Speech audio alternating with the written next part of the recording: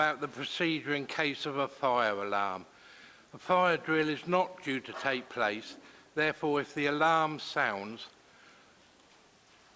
people should leave the building by the nearest exit and disperse away from the site for 20 minutes before returning. So no fire drill is anticipated. If the alarm goes, follow me and I shall be going hastily to the exit. Thank you. Before we start today's meeting, could we just stand for a minute in reflection of the challenges for the day ahead?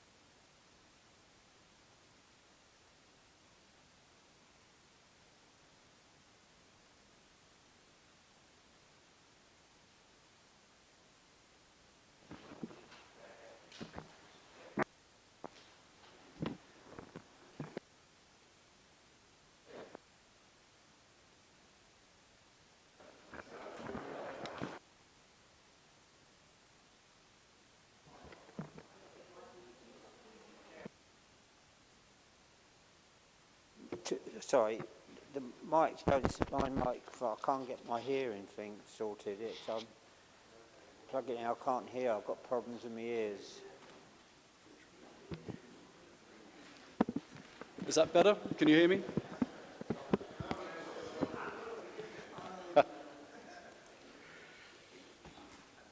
Well, good morning, everybody. It's a real pleasure and an honour to be asked to come to give you the thought for the day. An opportunity to represent the university as well. As political leaders, you're often in the limelight, and not always, frankly, for the best of reasons.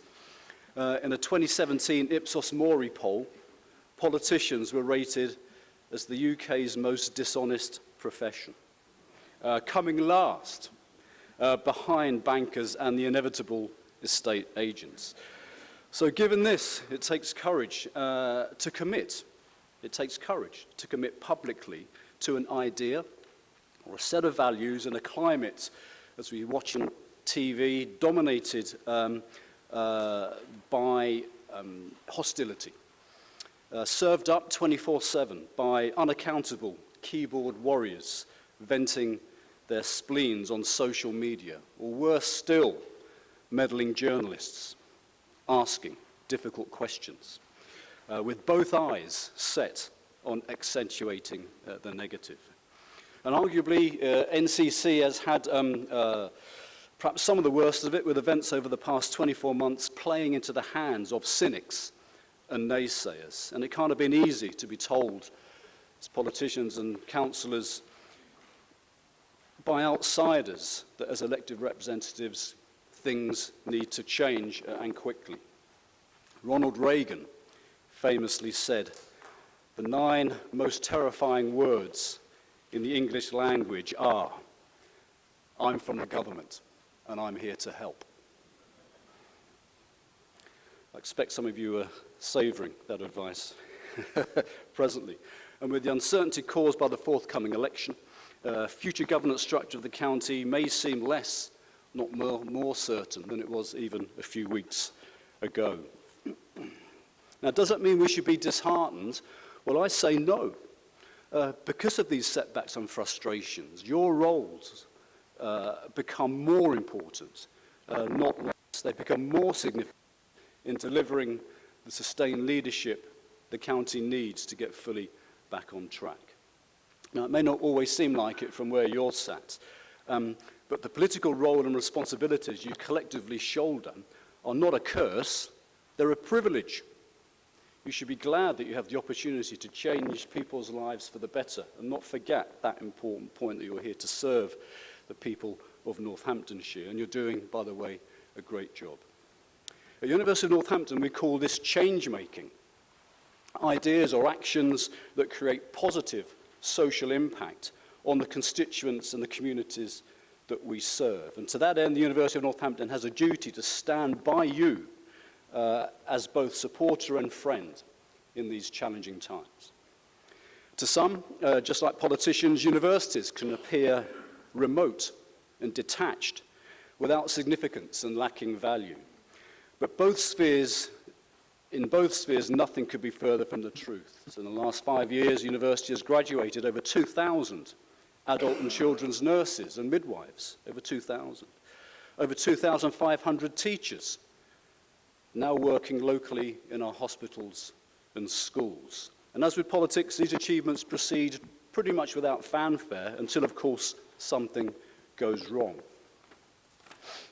When this happens, either by chance or design, it falls on leaders such as yourselves, qualified in resilience and optimism. Resilience and optimism, the latter defined by Ernest Shackleton as true moral courage. To win out the day as change makers is your role and your duty, and I wish you well. Thank you.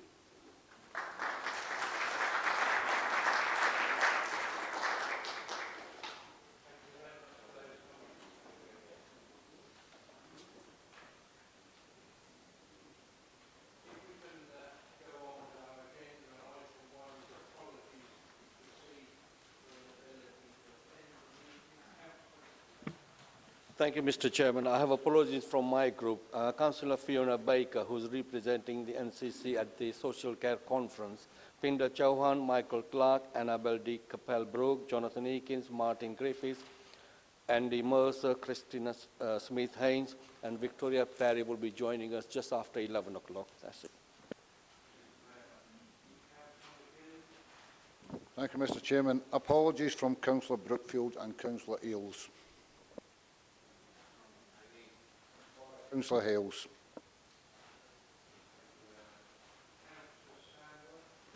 All present, Chair. Apologies from Councillor Davenport in appreciation of the response when I was apologising last time.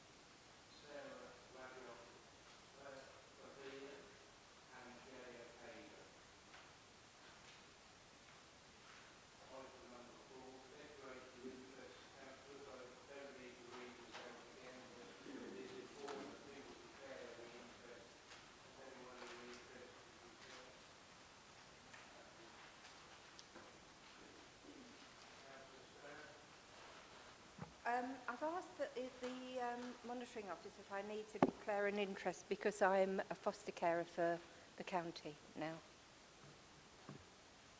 Apologies, Councillor Stone, that I haven't got back to you yet. I don't think you need to declare an interest on this occasion. Thank you.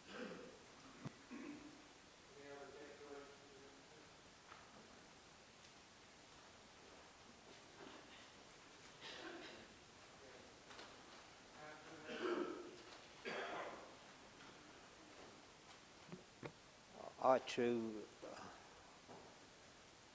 too would like to ask if I need to declare an interest because I'm a NCC pension holder and you're discussing pensions this morning. And also, can I just say that I can't hear you talking. I can hear other people talking through their mic, but I can't hear you, and I don't know why that is. And I'm having terrible problems in my ears, so I can't hear what you're saying.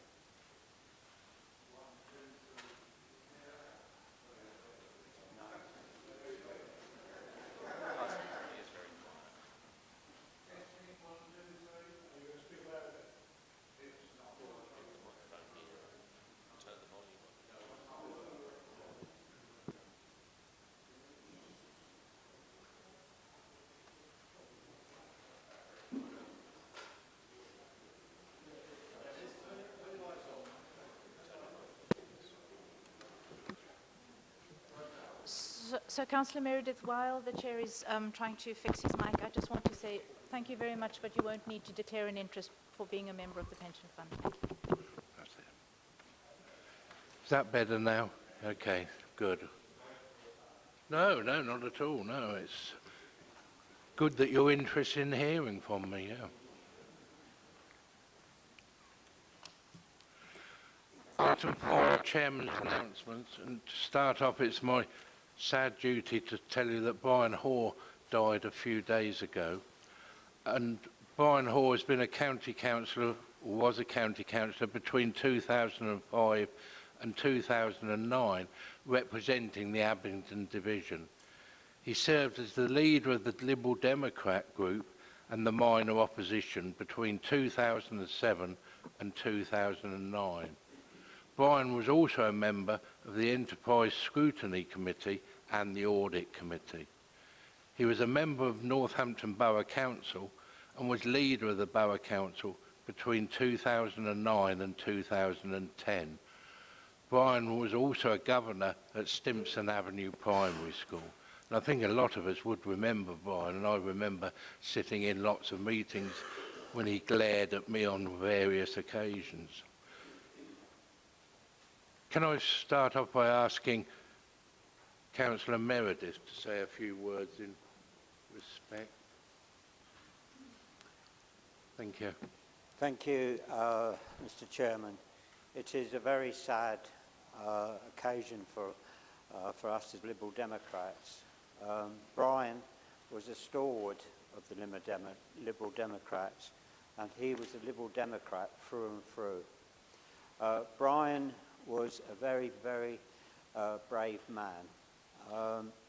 He was diagnosed with throat cancer in August, and Brian never told anybody that that cancer was terminal, and he fought bravely and he carried on doing his work with the Liberal Democrats even though he knew his time was limited. Indeed, I'd just like to tell you one instance about Brian's character. I had received a text message 4 days before Brian died. He was in the hospital and he said to me, Dennis, you haven't made your month's contributions to the Liberal Democrats. Could you please do the increase? And which I notably throw back. I apologised and said that I would put in. That tells you what Brian was like. Right up until the time Brian died, even when he was laying in his sick bed at home, and he chose to go home to to die. He didn't want to die in hospital. And he was working out on motions for us to book through right up until 2 days before he died. That's why I say Brian was a brave man, and Brian was also a very private man. You never knew anything about Brian's past because he never talked about his past. The only thing he would talk about was local government politics. Brian loved to be a councillor, and indeed during his time as leader on the Borough Council, he helped to take Northampton Borough Council out of special measures, and he will always be remembered for that. Our sympathies have gone to his wife and children, and we in the Liberal Democrats are going through a very traumatic time because we will miss Brian like anything, because everybody I've spoken to never had a bad word for him. He was always polite, kind to people, and but his legacy will be that he loved the council, he loved the Liberal Democrats, and he will be greatly missed. Thank you. Thank you very much for that. Could I ask Councillor Scott to say a few words as well? Thank you, Mr. Chairman. I came on this council in September 2007 through a by-election, and one of the first things I was asked to do was to go on a working party on the adoption of roads. The chairman of that working party was Brian, and he did an exceptional job, I thought, in conducting that group. We interviewed all sorts of people, including about 3 different solicitors, and he came to a very comprehensive report, very detailed, and I think it stood this council in good stead for a few years until, I think 2 years ago, we had another go at adopted roads. So I do remember Brian. I did work with him. I did find him very knowledgeable in the areas he covered. I'm sad to see his passing, and our condolences go to his wife and his family, Chair. Thank you very much. Councillor Golby. Thank you, Mr. Chairman. From the administration and the Conservative group, through you, Chair, pass on our condolences to the Northampton Lib Dems and, of course, Brian Hoare's family. As a Northampton councillor, I come into contact with Brian in my early days as a councillor, but you've covered a lot of what he did here at the County Council, but I can only agree with Dennis. I think he'll be a massive loss to the Lib Dems. I know how hard he worked and how he engineered and was the brains behind a lot of the motions and a lot of the work and the political stuff the Lib Dems in Northampton put out. I know for us, we didn't really agree with a lot of what was said, and you know that's how politics works. But if I can sum up my contact with Brian, it would be one of respect, respect for Brian as a politician, and I know he'll leave a big hole in the Northampton local democracy scene. So just to pass on our condolences. Thank you, Mr. Chairman. Thank you very much for that. Could I ask everyone to stand for a minute's silence in respect of Brian?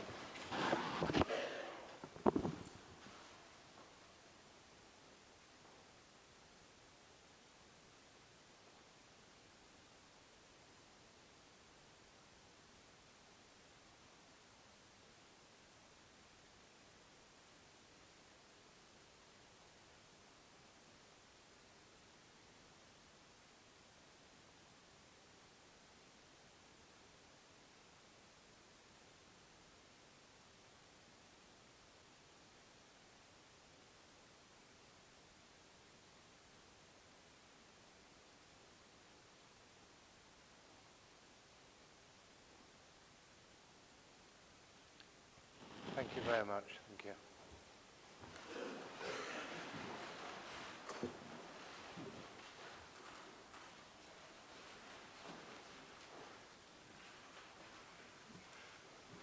Just to finish off the chairman's announcements, I'd like to record that in my role as chairman, I've attended civic and remembrance services at Corby, Warnes, Northampton, as well as coming to our civic service at Western Fable that was really well attended and went off really well.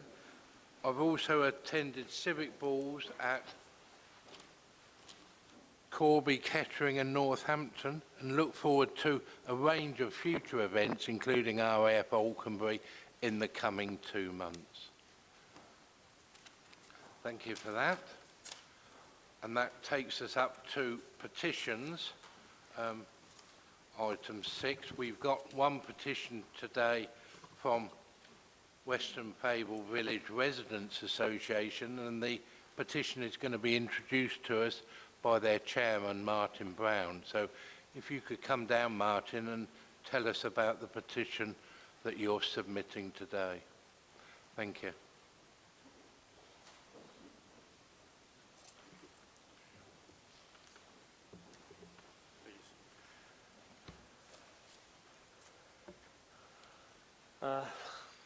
Chairman, Thank you. councillors, ladies and gentlemen, and from the press as well. Thank you very much indeed for this opportunity. As chair of the Western Fable Residents Association, I'm pleased to present our petition and to be able to emphasise the special case we believe exists for the introduction of a 20-mile-an-hour speed restriction within the Northampton Borough Council's designated conservation area, largely Western Fable Village. Quoting the Borough Council's own conservation sheet, the core of Western Fable Village retains the character of a quiet rural backwater, despite its location in the core of a large urban expansion area. The area for which 20 miles an hour is sought is that core, so described. For those who are not familiar, we're not talking here about Western Fable shopping complex, about 1.5 miles away. We are in fact talking about Western Fable Village, situated between 2 main roads leading into Northampton, access roads. Similar to other conservation areas where 20 miles an hour is already installed, the features of Western Fable Village are very much narrow, winding roads, high local stone walls, very difficult sight points, and very narrow pavement. In some cases, no pavement at all, so that local residents and people visiting them are often walking straight off their property into the road on oncoming traffic. Residents and those needing to use Western Fable Village are all too aware in recent years our own environment has been suffering from rat running as a means of drivers being able to avoid urban traffic choke points. We have in fact undertaken a survey ourselves and been able to show that more than 80% of non-resident traffic is rat running through the village at key times of the school and business days. Sadly, so many of these residents fail to take into non-residents fail to take into account the nature of the village, the village roads and the poor sightlines. The current 30-mile-an-hour speed limit, meaning that the speeds are inappropriate to the environment in which they take place, with drivers demonstrating an absence of consideration for both other road users but also pedestrians and cyclists too. Benefits to community health and well-being through walking, cycling, are inevitably compromised by these excessive speeds, as is the comfort that should be felt by a community in those community spaces they occupy. Any national encouragement to cycling and to walking is obviously founding on the basis of excessive speeds, which contradict the purpose intended. It is fair to note that the village roads should provide safe movement between public transport stops at either end of the village. Also to schools, which also are at either end of the village. And in these cases, there is no safety involved in the movement of people to those points. Dissatisfaction with the worsening situation is reflected in the number of signatories to this petition. More than 600 have signed this petition, wanting to see a 20-mile-an-hour speed limit within the village of Weston Favell. Thank you very much, Martin, for that. That's given us a clear idea of the petition, which we will submit to the relevant department for consideration in due course. Thank you very much. Take a moment, No, Stephen, no. please. I'd like to leave you... Martin, Sorry. thank you very much for coming, and that's really good of you to explain about the petition. Thank you.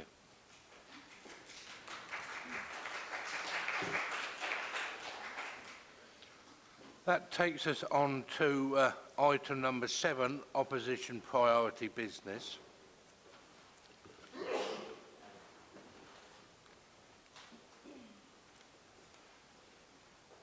And we have 3 speakers to address the council. First of all, Deepa Bakrani is our first person. If she could come down, that would be really good.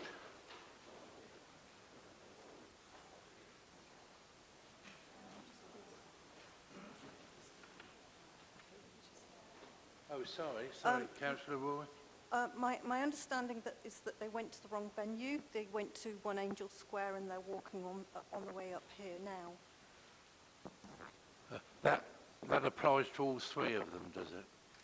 Okay.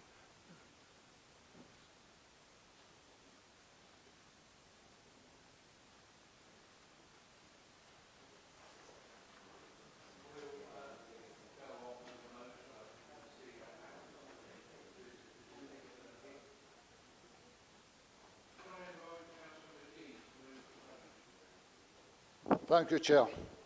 And I do hope that we will listen to the 3 people that come, and I'm sure we will. Firstly, before I start, Chair, can I just thank Councillor Ian Morris and the Director for Public Health, Lucy Whiteman, for coming to one of the centres that's mentioned here, one very close to my heart, the Autumn Centre. And I think it was a useful visit. I think we all learned something from it, including that we don't always get the right information back here from the services that they provide, and that's an important issue. Chair, I'm not going to read all of that because it's their point of view, but what do the voluntary sector and the community and social enterprise organisations want from local government, public health and indeed social care? If this question was asked to you from the organisations, the answer would probably be money.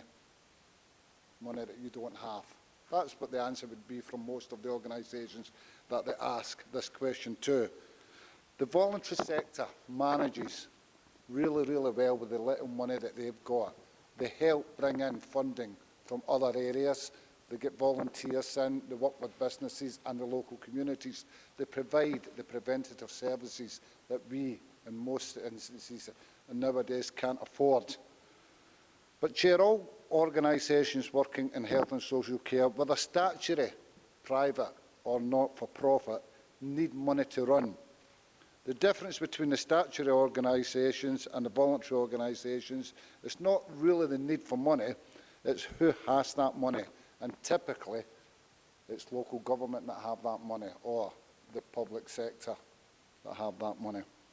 So, Chair, we have to find a way to make it better, to work together, to build bridges, to ensure that we do not stop the preventative services that these valuable organisations do. Because we're talking about 300,000 here. And the bigger picture in preventative services across this council, social care and public health, that's not a huge sum. Let's be realistic in the bigger picture. That is not a huge sum.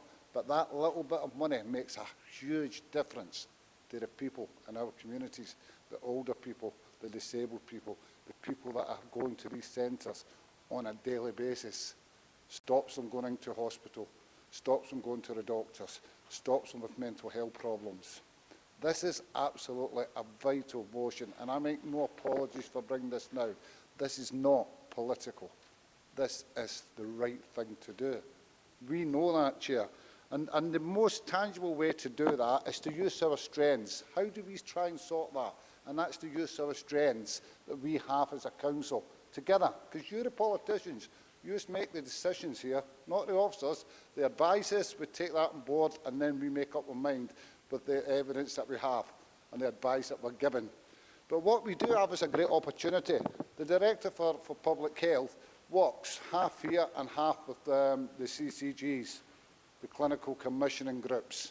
How important is that to build relationships and work together? What an opportunity that is for all of us to be saying, let's have some joint commissioning for the voluntary sector. There is some happening out there, Chair. I'm not for 1 minute saying that some of that doesn't happen. I know some of that does happen with the CCGs, with public health and with this council, but it doesn't happen enough.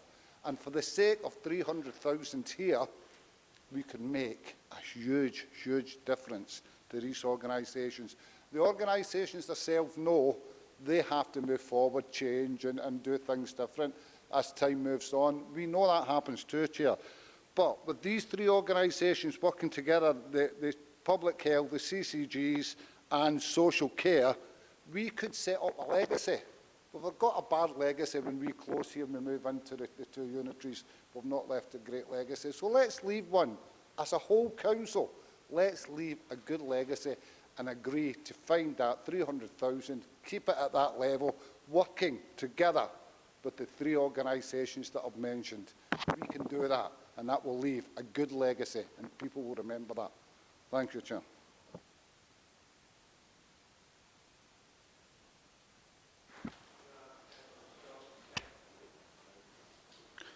Thank you, Chair.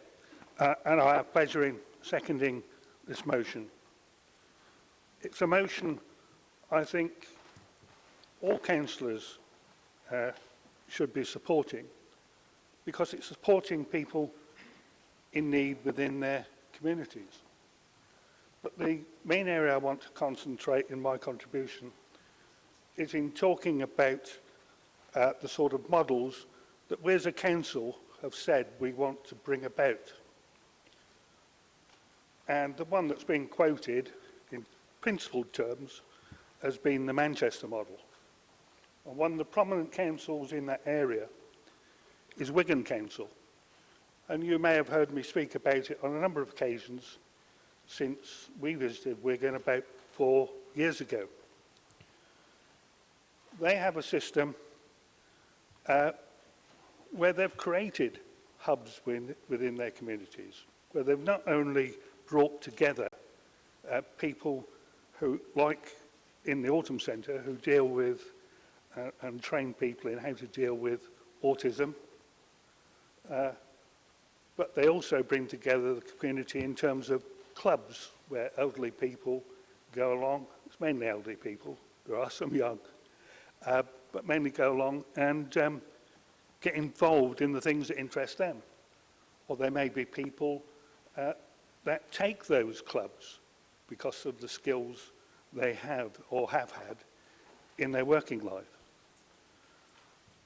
The sort of things that we saw up there and the sort of things we want here is where people feel involved, people can take a part, and the effects of that, which they've seen in Wigan, is a huge reduction in the number of pills people take, for instance. How much fitter they become. This is what we want for our community. This is what we say in everything we put out to our community. This is why I think it's a wrong decision to look at taking away the £300,000 that you're seeking to take away from these communities. Don't forget, if you look at I think it was Barclays that did a survey some years ago and showed that for every £1 put into voluntary organisations, you gain 9. So you're in fact throwing away, if you take that figure, you're throwing away £2,700 by taking away 300.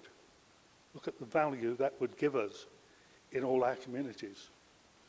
So I'd certainly urge you to support this motion. I understand that you might feel it impinges on what you want to put forward in your budget, but the motivation for putting this forward is not in any way to talk about the budget. The motion for putting this forward is in fact to deal with the issues that our communities face, to deal with the voluntary organisations and to keep them on a reasonable footing, certainly over the period until we get to unitary. Thank you.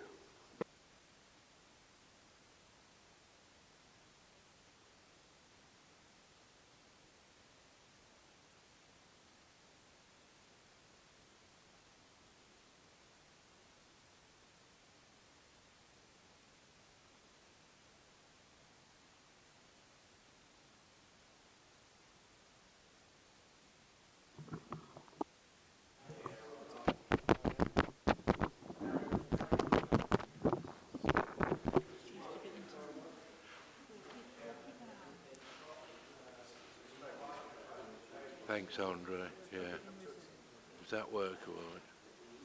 We'll keep that one in reserve. We've now got a reserve microphone, so if you can't hear, do just say and I'll change them round. It's difficult from here to tell whether it is working or not. It's got all of its lights on it. Sorry, we're ready now, I think, if the speakers could come down, starting with Deepa Bakrani, and address us for 3 minutes. If you could come down that way, that would work well.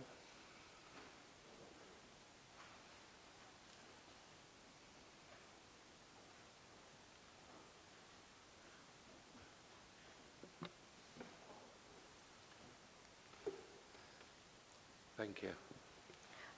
Good morning, everybody. Deepa Bakrania, I'm from Dosteo. We're one of the organizations that will hit from this impact. And I'm here to sort of, explain that the organizations that are doing this work, it's like from our perspective, it took us 40 years to provide this much needed services, which is the only organizations providing respite daycare for the elderly community within the county. We've dealt with nearly 40% cut in last 5-6 years. If this cut comes through, it would be impossible for our organization to survive. We have nearly 60 people attending each session at our center. It'll be that sort of impact to these people where they will have no place to go, no place to socialize, which is culturally appropriate for them. We support them to be part of the community. We teach them the language, English. We bring in mainstream services. We've got public health heavily engaged with us, rolling out the health workshops and things. All this will be lost because we definitely won't be able to survive with any cut at all. Thank you. Thank you very much. Okay. Could I ask Sarah Roger Fabia to come down as well, if she's here?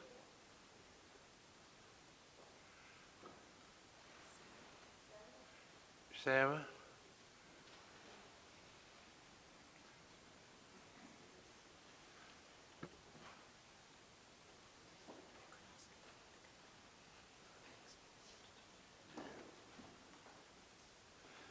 You have 3 minutes, thank you. Yeah. Hello, my name is Saroj, and I moved to Northampton 6 years back. And then I joined this Dosteo, this welfare organization for ethnic minorities coming from the India and all these countries. I was lonely. I did not know anyone. But after joining Dostio, I mean, there are all these workshops going on. I made loads of friends, and there is well-being, yoga, keep fit classes, shopping trips, which help me, and being on your own, I mean. Sometimes you haven't got the car. So this is just the ideal place for me, Dostio. Thank you. Thank you very much. Jaya Kado next, if you could come down.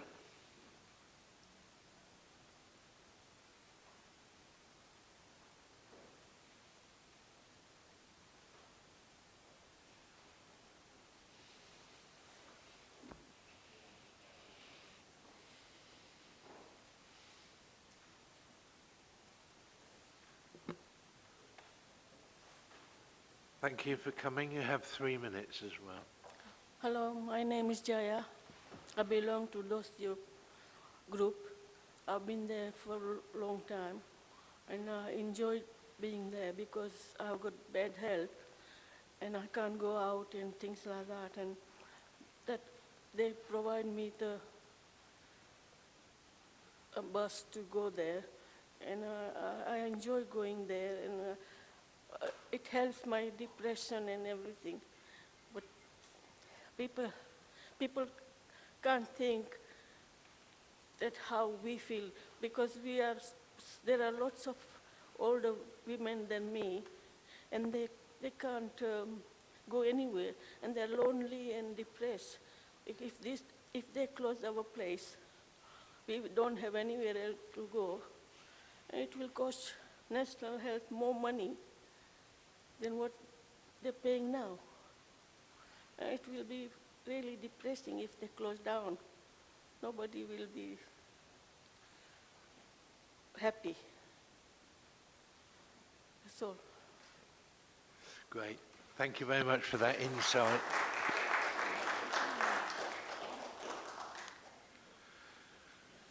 Thank you. Those were the speakers that we had for the motion. There is an amendment to the motion which is on your seats, if everyone's got a copy. Can I ask Councillor McGee if he accepts the amendment? Chair, just before I say I accept it or not, I would ask the morning officer, does this actually fit the Constitution and what the Constitution says about an amendment? Because this is not an amendment, it's a rewrite, and it takes everything that we're trying to say about the amendment away. So I would ask that when I read the Constitution, it was not fit for what's said in the Constitution about amendments. Okay. Councillor McGee, I did consider that exact point before I allowed this amendment to go into the agenda, and both Mr. Hanson and I read up the texts around acceptable amendments to motions and whether or not they negated the original motion, and I could not rule that this one had, I'm afraid. Chair, can I just ask the question on, and I'm not a legal expert by any means, but the two main issues from our motion is about replacing the 1.3 to 1.6 and the Council working with the public health, social care and the CCGs to help the future funding of these organisations. Both of them are the two of the main issues, and the amendment negates that. This is not fit under our Constitution.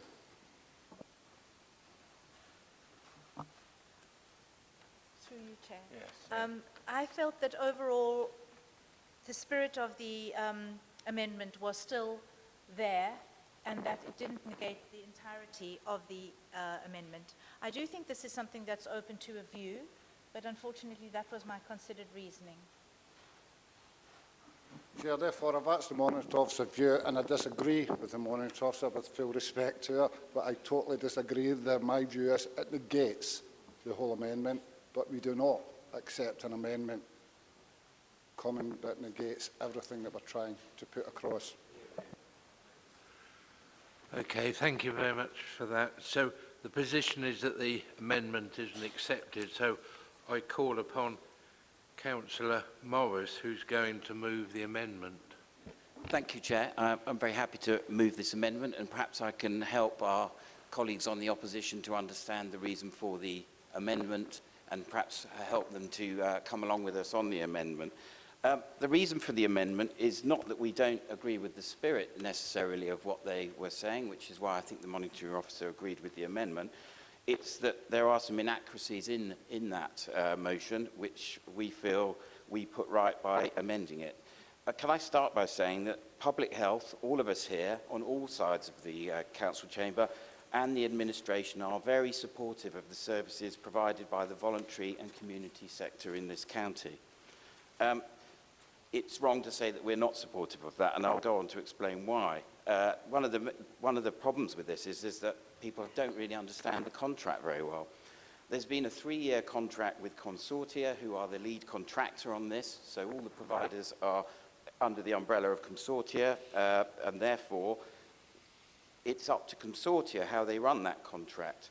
So they have to decide who they subcontract with, what the contract outcomes are, the number of those subcontractors, and how the contract value is distributed is down to them, and NCC is not involved in that decision-making process. As I've already said, the original contract was for 3 years, and discussions have been taking place with both Consortia and the providers for some considerable time in relation to the ending of this contract. Another point is that no formal paper has ever been brought forward to Cabinet yet or full council on this, and therefore the original motion is based on assumptions largely made by the media that tend to suggest that the funding will be ending in 2020, when in fact we are actually looking at interim funding for 2020-21, and that has yet to be agreed. We also attended a meeting, myself and the Director of Public Health, with most of the providers and Consortia on the 31st of October, where we outlined some of the ideas that we were having. But it's too early to bring this motion, in a sense, because we haven't decided what we're doing for the interim funding. But it's very, very clear that there is going to be interim funding for 2020-21. We're also working with Consortia to procure a new contract for 21-22. So we can assume that there will be some funding for 2021, 21 and 22, so 2 further years. So I think it's incorrect to say that the funding is ending in 2020. It clearly will not be. And these will continue, this funding will continue. There's also the question of the 1.6 million, the contract amount. It's not solely for the use of funding of day centres in the county, and a large chunk of this has previously been invested in housing and homelessness-related support in the districts and boroughs. This is under discussion at the moment and may be transferred directly to the housing authorities, which will allow some potential for further spend within the contract for the day centre provision. So we do take this very seriously. This is a public health funding. We have to also remember that, and has to meet public health criteria. And each contract has to provide value for money, and the current contract doesn't evidence this as well as it perhaps might, which is one of the reasons we're in discussions with Consortia and the providers to discuss how that might work better going forward. So I think we're all on the same page in a sense. We want the funding to continue as much as the opposition do. So I would ask that they join us and agree with the amendment. Thank you, Chair. Thank you very much. Thank you. Could I ask Councillor Irvine Swift to second it? Thank you, Chairman. I am very happy to second this amendment, and I have reserved my right to speak. Thank you.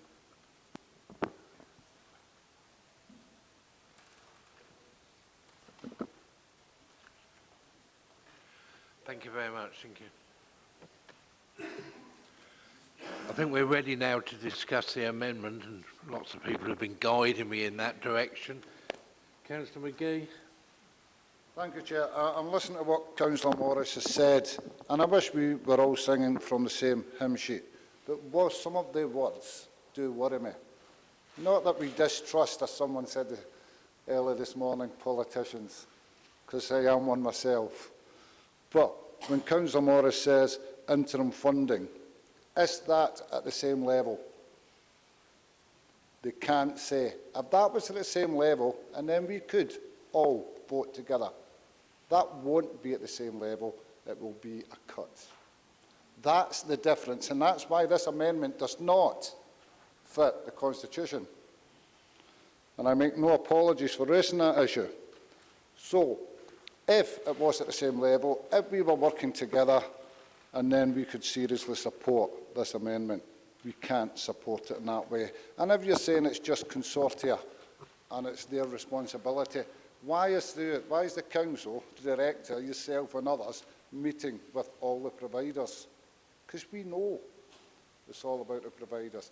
And the providers are the ones on the frontline service who will suffer, and who will suffer more are the people that use these services.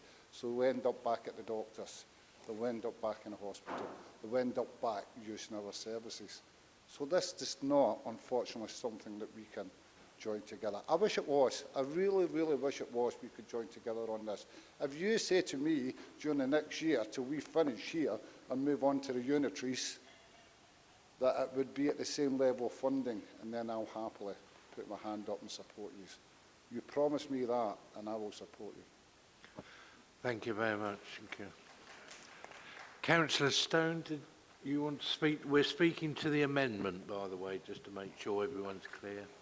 I want to speak against the amendment.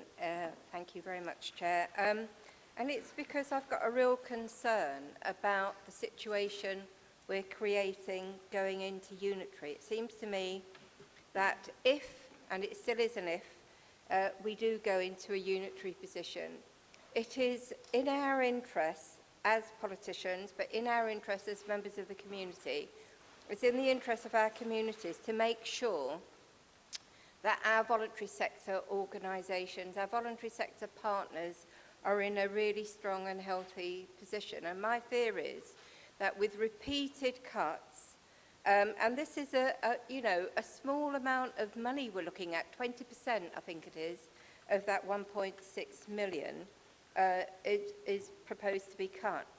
What we're doing all the time is whittling away at our voluntary organisations to the point where they will not be able to function. And I would hope that the administration would play a much stronger, more robust, more leadership kind in defending our voluntary organisations and making sure that come the day, if we do go into unitary, our organisations are going to survive this current period and be in a position to help the unitaries create really good services. What we don't want to see happen is what has happened with the youth that used to be here. That was cut and we've left no legacy for youth. We don't want to see happening with our voluntary organisations what happened to our children's centres when we got the commissioning wrong, we got the funding wrong, and they have collapsed and are no longer working to their full potential or indeed at all. We need to be really vigilant in the protection of our voluntary sector. I was at the Age UK AGM yesterday, and it was extraordinary to hear the amount of added value that they put in to our communities. We need to make sure the 11 organisations involved in this consortia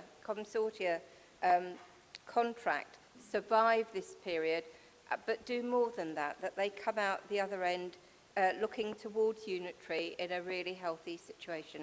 Thank you. Thank you very much. Councillor Meredith.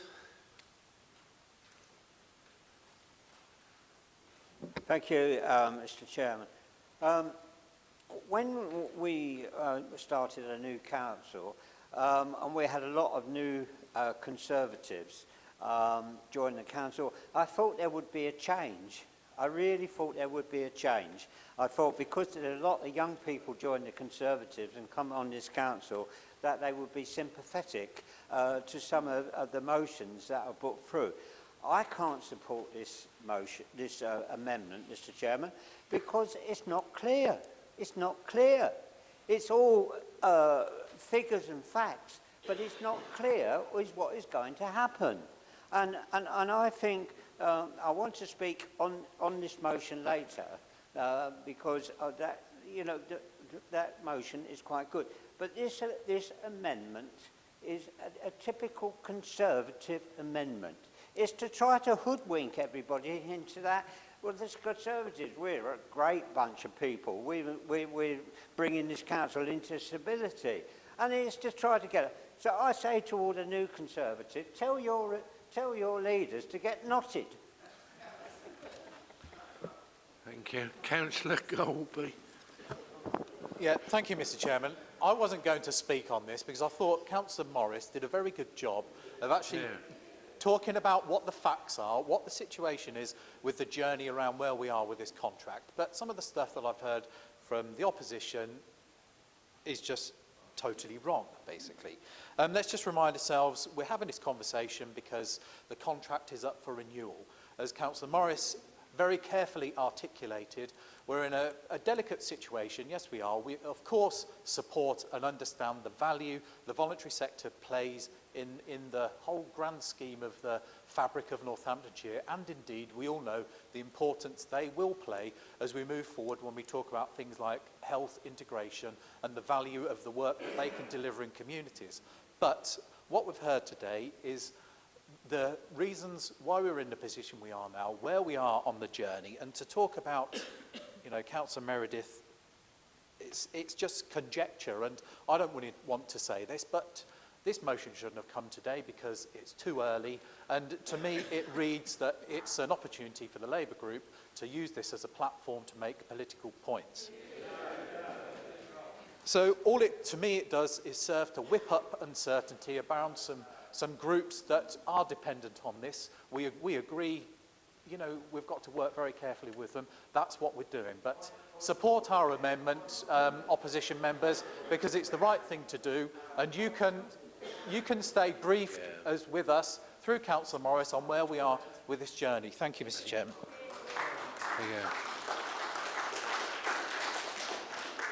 Councillor Meredith. Yeah, look, come on. I'll take these off. Look, Councillor Golby, you can't. Hold on. I put a point of order and you're going to listen to it, even if I come over to that and shout out there. So don't try to stifle me while I'm on my feet. Thank you very much. The point of order, Mr. Chairman, is I'm not going to sit here and listen to Councillor Golby spouting off about political thing when there's nothing wrong with this thing. The Labour group are quite entitled to put motions to this council. Thank you, Councillor Meredith. That doesn't sound like a point of order to me. Can we move on with Councillor Hakewell?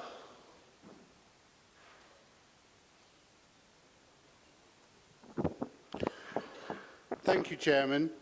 I think the reaction to Councillor Meredith's speech really tells it all to anyone who might want to listen to this particular debate. We really do need to start to build local government from the ground up again. Anyway, Chairman, the key question is that the doubts for the future presumably mean that these organisations have been told the contract will end at the end of March. We get some rattling on, but what that means is that if they are seeking other funding and match funding, that they will be finding it difficult to be able to do that, because we, at this point, have not come to a conclusion, whatever that conclusion is, as to what happens after April 2020. Chairman, these are people who are almost completely volunteers. They are people who are giving up their time for whatever reason to run these particular organisations. Prevention is better than cure, always has been. A stitch in time saves 9. The legacy of the way in which we are handling this issue will be for our successor authorities having to look after more people with more needs because we didn't put some prevention in at this point. I live a couple of miles away from Marlow House. I've known it all my life as an important resource, amazingly beneficial for the people of Rothwell, Desborough, and particularly the surrounding villages. The transport they offer is also a lifeline, particularly in the rural areas and outer parts of the towns where the buses have been withdrawn, either by ourselves or by the organisations who run them. These organisations work tirelessly to raise money on their own behalf. And most often, however this contract is consigned, is it's raised in that way. So it's integral, but not crucial, but it's important that we say that we value these organisations.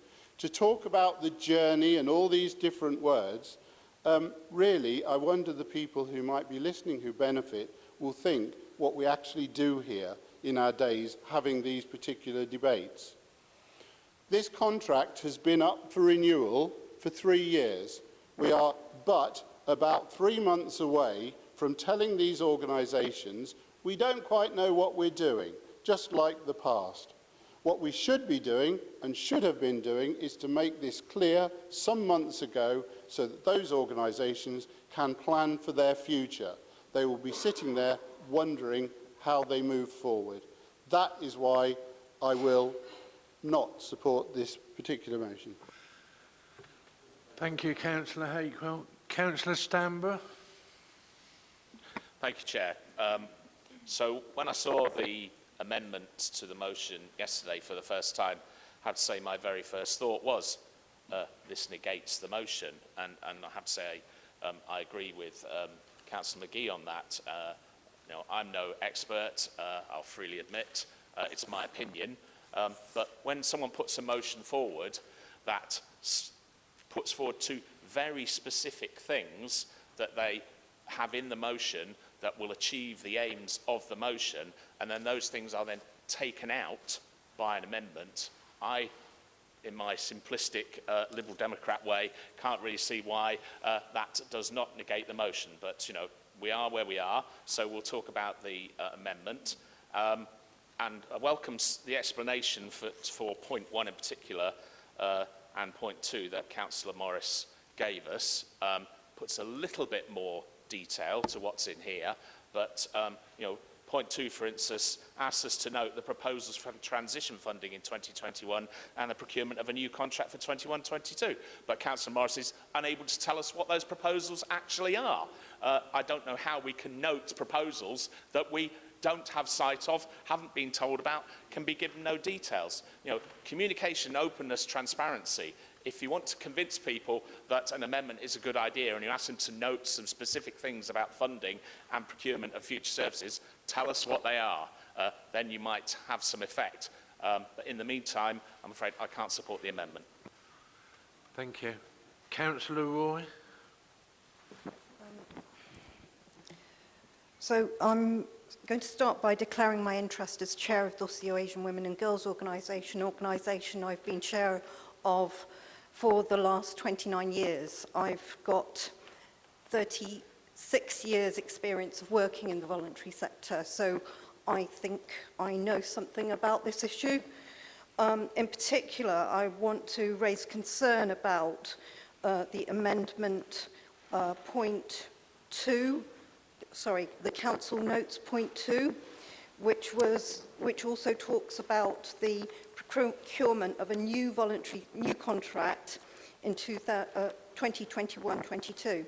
So the existing contract has been known by a number of different terms. It's been called sometimes the adult social care contract, the consortia contract, the prevention contract. Over a variety of years, it's been renamed these particular things. This particular contract was around 7 years in the making. It was issued for tender and then pulled out from tender once the contract was actually issued, and that happened about 4 or 5 years ago. At that point in time, the sector itself said that they thought that about £2 million had been used in, thank you, my apologies, thank you, £2 million in doing the co-production about that particular contract.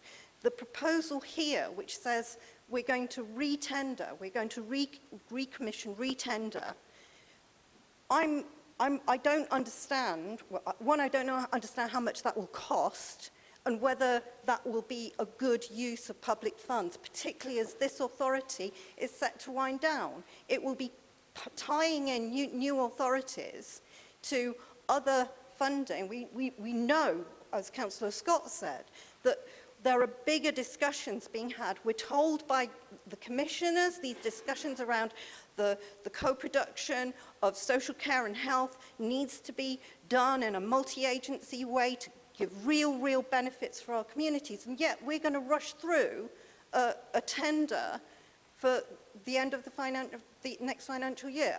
And if the last one took 7 years to co-produce, how long is this going to be done? And do we actually have the expertise within the authority to do it? Do we have the expertise in the voluntary sector and the capacity within the voluntary sector to do that? When the tender was last issued, you had 40% more because we've cut 40% in the last few years. On that basis alone, I'm voting against this amendment. Thank you very much. Councillor Brown. Thank you, Chairman. I was pleased to hear these supportive words of Councillor Morris and Councillor Golby for the continued funding for the voluntary sector, especially given that there is an important Age UK centre within my division of Bugbrook in the village of Bugbrook itself. Members of that centre have been in contact with me expressing their concerns, and thankfully I've been able to tell them that this situation is being taken extremely seriously by Councillor Morris and Councillor Golby, as well as officers at the very highest level. I have absolute faith in our leadership that they will push for the maximum amount of funding for this absolutely vital sector. I agree with the amendment, and I think the debate having had a good airing, I would propose that the question be now put on the amendment. Councillor Walker.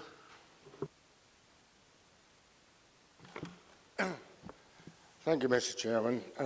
I wasn't actually going to get up and speak either to the amendment or to the motion, but in view of the amendment coming forward, I think there's a lack of understanding from everybody in this council, from the way everybody has spoken this morning, in respect of how things, if they are going to go forward. Now, as far as the amendment is concerned, it is positive in the fact that voices are being heard with the voluntary sector and with the council and with the public sector and with the national health, as I understand it.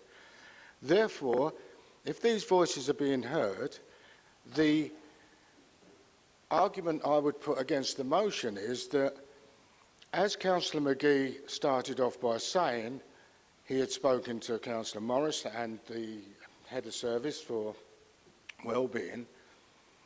The motion actually says in itself 1.6 million quid. Then Councillor McGee goes on to say, well, we're only talking about 300,000. Now, like Councillor Stanborough to a certain extent, if I understand the way motions are put forward, you agree a motion with what's put in the wording. Now, nobody in this particular case, in my opinion, can agree with the motion with what's put in there, because there's 1.6 million in there as opposed to 300,000. But anyhow, by and by. I also have a centre in Deansanger that I've been in contact with. It is run extremely well. It looks after the elderly of my area. And I don't need anybody to tell me in uncertain words what the voluntary sector does and what it doesn't do. I've been a councillor for 22 years, and I do understand what's going on. And I'm not going to stand here and play on people's sympathies or anything like that. But the bottom line of it is, whether it's a contract, whether you call it a valuation, whether you call it whatever, at the end of the day, if you're in the middle of something, you cannot declare that which might happen or not happen at the end of what your discussions are all about. So the bottom line of this is, yes, it's words. Yes, it's words to my satisfaction going forward. Therefore, I will support this amendment. And I would ask you not to support the motion on the grounds that the words that are in the motion, in my opinion, are not necessarily right. And therefore, they come back to where I started from, the lack of understanding of what can be done and what can't be done. But the bottom line of it is, if negotiations are going on at this present time, then them negotiations should be allowed to finish and then make a decision on something, not try and do it now and ram it through in all sorts of different language, talking about being political or not. I'm not being political standing here, and I will sit down, Chair. I'm not being political standing here because I have a reputation to keep in my village with the people that I represent, and that's where I'm going to go. And don't come up with a point of order because I'm now going to sit down. So I'm not supporting the motion, but I'm supporting the amendment. Thank you very much for that. Thank you. Councillor Brown asked that we proceeded to the vote, but I ignored him a bit because I only had one more person on my list, but I think we're ready to ask Councillor McGee. Yeah. We're ready to ask Councillor McGee to reply. Thank you. Chair, I don't think I usually reply to your amendment, but I'm more than happy to. More than happy to, Chair. Chair, I've got a lot of respect for Councillor Walker, but didn't he half waffle on there? I don't really know what he was talking about. He's got a full lack of understanding, that's for sure. And that lack of understanding is not in my motion. My motion is quite clear. The lack of understanding is on the amendment. The main issue, Councillor Morris, if you will kindly listen, the main issue is, will the funding be at the same level?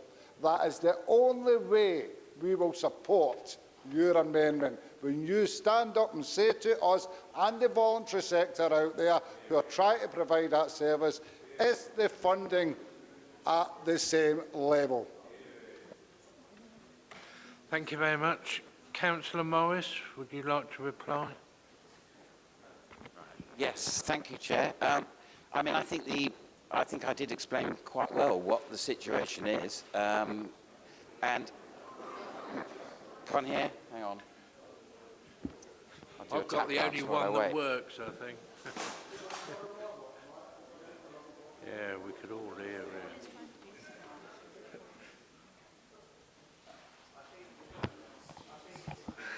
I think I've got one now. Thank you, Chair.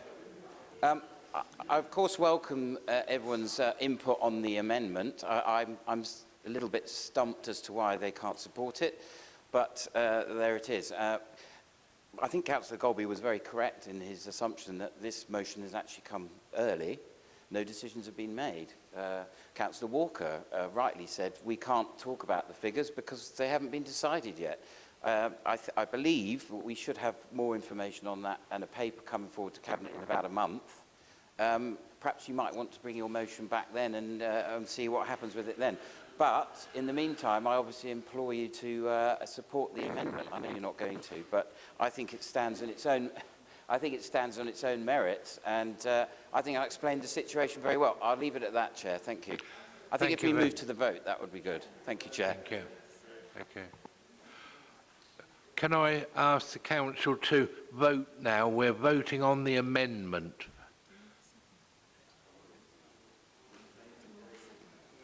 Right, those in favour of the motion?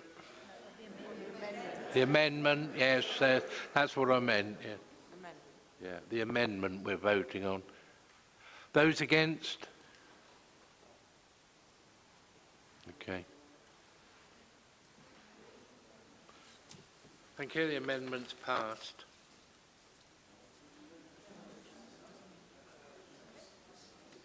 We all happy with that? Yeah, that's it. Right. Okay. Thank you. We're now moving back to discuss the amended motion. Yeah. Mr. Chairman, can I suggest we move to the vote on the amended motion now? I wouldn't recommend that, Chair. There were people who wanted to speak. Yeah. And we're now speaking to the original motion. We have got people that want to speak to the amended motion, and I'm minded to allow them to. Yeah, the original. Councillor Stanborough, do you want to start us off? Thank you, Chair. And I have to say I'm fully in support of your decision to allow debate on the amended motion. I think that's an excellent idea and something that the people on the benches across the way there should really welcome. Debate on motions in this chamber. Excellent idea. I'm sure you'll warm to it over time. Right, so why will I not support the motion as amended? Read what it says now about what you're resolving to do. You're resolving to continue to work with the Director of Public Health, excellent idea, consortia and the providers to deliver value for money. Yes, we should always do that.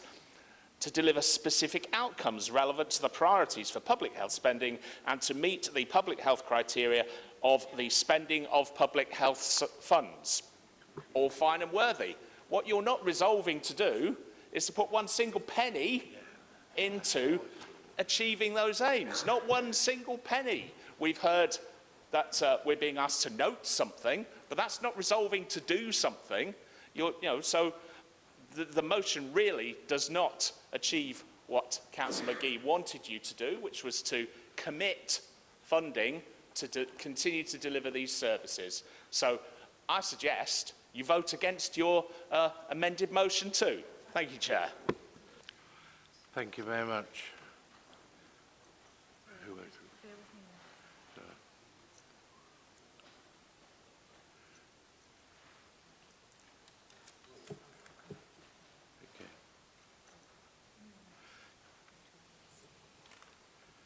Councillor Golby, I think. Yeah, sorry, Chair, to prolong this, but just on Councillor Stanborough's point there, and it was a point I should have made earlier, if this council has learned anything, it's to make sure we're abiding by the rules and the principles of best value and what is laid out in the Calla report, which sits in the corner of my office. We've got to make sure that, yes, we want to work with all of the groups mentioned today. We appreciate the value that funding brings to them, but we've got to go through due process and make sure we're demonstrating the right outcomes aligned with things like the principles around the public health grant. We've learnt some very harsh lessons over the last couple of years. Let's make sure we do this properly. We work with the companies, we work with consortia, with the other providers to make sure we've got the right outcomes in line with all the principles and the stipulations of the public health grant. That is how we spend public money properly. Thank you. Thank you very much. Councillor Scott. Thank you, Chair. I did have my hand up to speak previously, but obviously you cut it short. I'd firstly like to address the comment Councillor Golby made about this being a political motion. We are in politics, so we can't deny in some way it's a political motion, but this motion was not written as a political motion. It was written to deal with an issue which we as councillors are asked to deal with by the people we represent, and that's what we're doing. We're doing what we believe is the right thing, and I don't believe you are in terms of the way you're proposing to deal with the issue. You could have, for instance, taken the opportunity to assure these organisations that you are willing to commit the same amount of money, however you get hold of it, but that you would require the standards to be raised, you would require other things to be incorporated, and I think that's what the discussions you're having with them are probably about. And it's an opportunity you're missing. Without these organisations, you're not going to achieve a lot of your aims. A lot of the aims we support. So, this throwing accusations across the floor all the time when you don't like it, that it's political, and we're doing this politically, is quite wrong. You do it to get round the arguments and to get round the real reasons you're opposing different things. So I'd ask you, in spite of the intention you seem to have posed with your body language, that you vote against this motion. Thank you. Thank you very much, Councillor Scott. Yeah. Councillor Irvine-Swift. Yes, I was proud to second Councillor Morris' motion. He explained very well why it's too early to speak. Last year, if you remember, I was responsible for public health. We worked very hard, and you should all remember that public health was asked for our 8 million. And now we need to have all our grant compliant, and it's what we do. And Public Health has worked very, very hard for the last 2 years to make sure the voluntary sector is progressing very well. And Councillor Morris has said all what you have to, he has told you what you should have known. And I thank Councillor Magee, because like that, Councillor Morris told you exactly what we are doing. Thank you so much. Thank you very much. Just to be completely clear to everyone, we are discussing the amended motion and we've been talking on that. And we have come to the end of the list of speakers that I've got. I thought you might say something like that. Right, Councillor Stone, I'll give you a few more people to speak. Councillor Stone. Thank you, Chair. My fear, you know, is in regard to the Calla report, that what we're seeing with this administration is the mistakes of the past being made again now. And I view this as an example, and I'd like you not to do that. That's really rude. Just listen. One of the things that you have missed out, Councillor Golby has missed out from talking about the principles by which we act, is something called the Public Services Social Value Act 2012. It's an act to require public authorities to have regard to economic, social and environmental well-being in connection with public service contracts and for connected purposes. It says in the act that it's looking at the added value of social value. And social value is the term used to describe the additional value created in the delivery of a service contract which has a wider community or public benefit. This extends beyond the social value delivered as part of the primary contract activity. That seems to have been something that this authority has completely and absolutely missed out on in developing our commissioned services. And I would commend to you that you look at that act and see how you can put it into what you are doing. Without it, what we are risking is the loss of the added social value that organisations like Dossio, that organisations like Age UK, like all those voluntary sector organisations are bringing to the table. In the Act, it makes it very clear that added social value goes beyond the economic costs of the service and that it has to be factored in to what we are doing. And in that relation, I am still really disappointed that in spite of the Labour group's best efforts, that there is still no plan to develop social prescribing in this authority, that there is still no plan to develop projects with the voluntary sector using social investment bonds, bringing new money in, and there is still no strategy which is about co-designing and co-delivering services. If we're serious about going into local government reorganisation in a way that is going to deliver for our communities, creating really good, robust services around community hubs, we are going to depend very, very much on our voluntary sector friends. We need to learn to treat them with more respect. We need to learn to recognise their own unique expertise and value. They provide services that cannot be provided through statutory services alone. They have the grassroots knowledge and expertise, and we need to build on the work that they do. Thank you. I've got 4 more speakers that I intend to take. Councillor Meredith again. Mr. Chairman, I don't know why you said Councillor Meredith again. Councillor Meredith has got the right to get up and speak and to tell you what he thinks. Absolutely, yes, absolutely. Yeah, I'm speaking against this amended motion. Why am I speaking against it? I can tell you the reason why. Because when Councillor Magee put this amendment, he come up quite simply and said all it would take is £300,000. £300,000 is a drop in the ocean for a council with a budget of this size. Where would that money come? I can tell you where that money would come, to give a reassurance to the three people that come and spoke so passionately. You heard their pleas.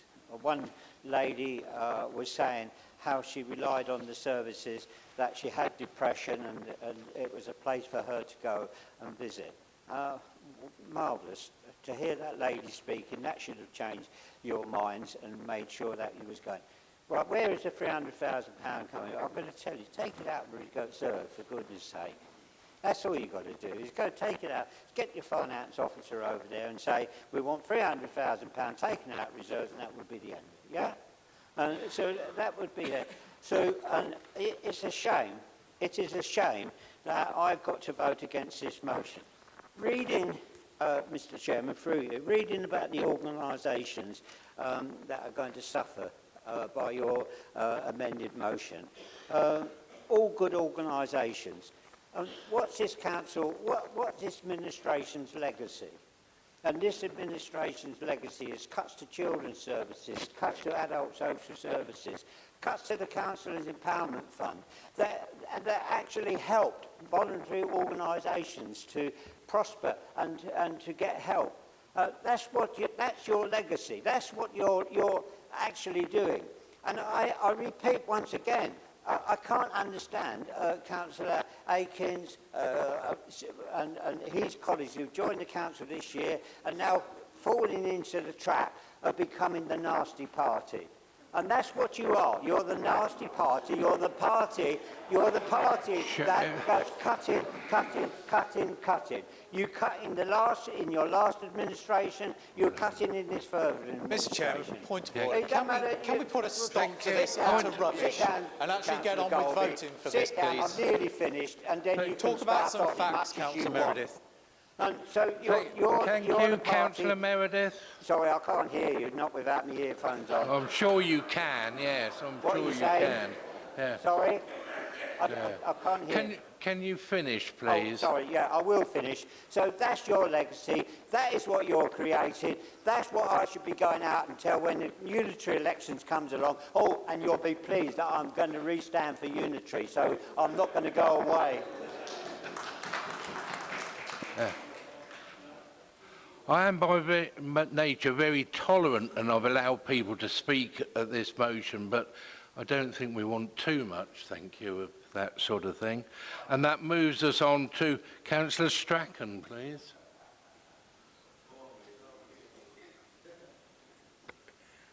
Thank you, Chairman. Chairman, I really cannot support this motion because it just doesn't address the problem. I mean, as a councillor, I am known on this council to address the views and issues relating to my constituents. I don't come here to represent the Labour Party as such. I represent the people out there that supported me to come here to represent them. So I really do resent the comment that was made earlier by our leader of this council about political motivation. I get into trouble with my party sometimes because I go against some of the things that people would like me to say or do. And I'm on record for being disciplined for that sort of, if you want to call it behavior, but I can't help it. I'm here to represent the people of Northampton. I have been contacted by two volunteer organizations, Age UK and Dosteo. I've also been bombarded with letters from individual constituents who are worried that the services they are dependent on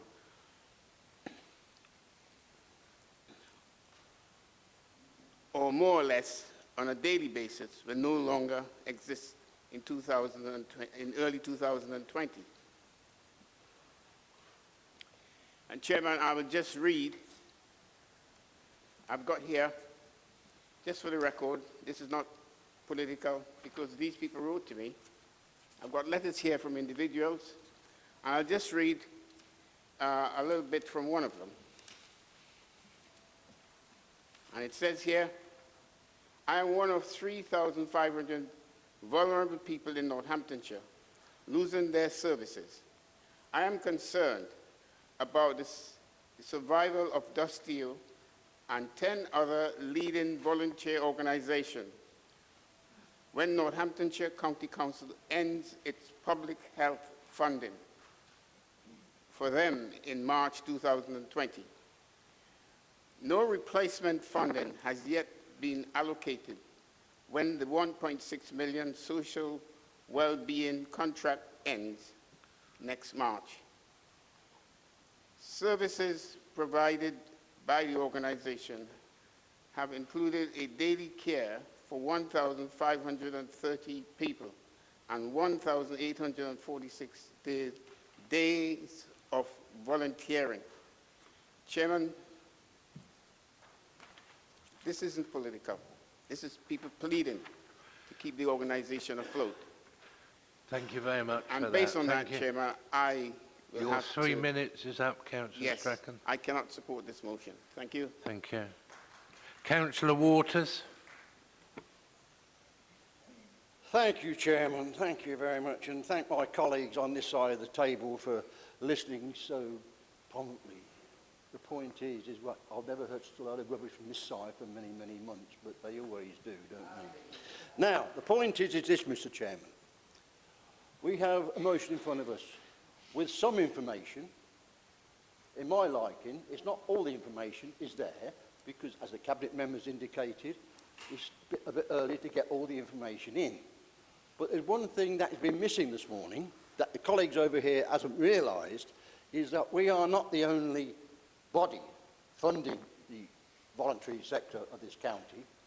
Every borough council in this county also has to fund the voluntary sector of this county. At the moment, we do not know, like the Cabinet member indicated earlier on, that we don't know the final figures yet of the financial situations of this county, including the boroughs as well. But I do know that the boroughs are very keen to support the voluntary sectors within their town, because it's the thing that we all do. You know, nothing's changed. You know, but the point is that 3 years ago, nobody mentioned all these things about, oh, in 3 years' time we ain't going to get no money. Of course they didn't, because the procedure is quite rightly the way that we do things at this county, is that we go through a procedure, and we're going through that procedure now, which I must say to the Cabinet member, you know, he's trying very, very hard, and the leader, to get that message over to other people. But that is a situation, Chair. We can't change that, because I don't make any decisions until I've got all the facts. And I don't think anybody else in this chamber makes decisions without knowing all the facts. Because that's what we are. We're county councillors responsible for this county and the running of this county. And with facts, we can go forward. And like I said earlier on, is that we've got to get all the information in and support also from other barriers. Not only just borough councillors, but the voluntary sector itself and people who give to these sections every year. And the point is that we've got to get all the facts ready. Now, they're not going to run out of money next March. Their contract will end the year after that, because we have guaranteed, I think that's how I read it anyhow, is that they're guaranteed another 12 months funding. So all these procedures, and there's many procedures to go through, it's not an easy situation, these things. If people, I know many people in this chamber have worked with the voluntary sector for many, many years. But it's not easy, but we must get the situation right, Chair. So therefore, I urge my members here today to support the motion. Thank you, Councillor Waters. Councillor Hakewell. Oh, a little groan from the audience there. I tell you what, I lap it up, so do the people I meet on the streets. Keep going. Chairman, I'll leave you to keep order. We're here to scrutinise. We get this chance once every number of weeks, every couple of months. We've got Councillor Brown, let's move to the vote. We've got Councillor Morris, let's move to the vote. If it wasn't political, the Conservative administration would not be so uncomfortable about the fact we are debating and wanting to inhibit that debate. Chairman, a personal explanation, if I may. I suggested that we move to the vote on the amendment only after we'd had a significant time of debate, not prematurely. I'm sure, Chairman, you'll continue the point of order and I'll have a bit more time. We wanted to move to the conclusion, and you, Chairman, asked someone else to speak after because they'd asked. Scrutiny is not welcome. It's a shame that the commissioners aren't here because nothing has actually changed. If it's uncomfortable, don't let's scrutinise it. Councillor Golby says that we're on a journey. The people affected by the fact that these cuts are going to come in will not be on journeys because the minibuses that are operated by these organisations will not be running. So he may be on a journey, but the people that we are helping will not be. I'd like to ask if the organisations who are subject to this motion have been, and I want to question and I want to answer, have their contracts been told that they will cease at the end of March whilst we dither about whatever comes beyond? So that's the first thing. And when will they be informed of the funding that they will get after March 2020, with the dithering that we continue to dither about as an administration? And, well, the last part of that debate, that we now understand that they are guaranteed.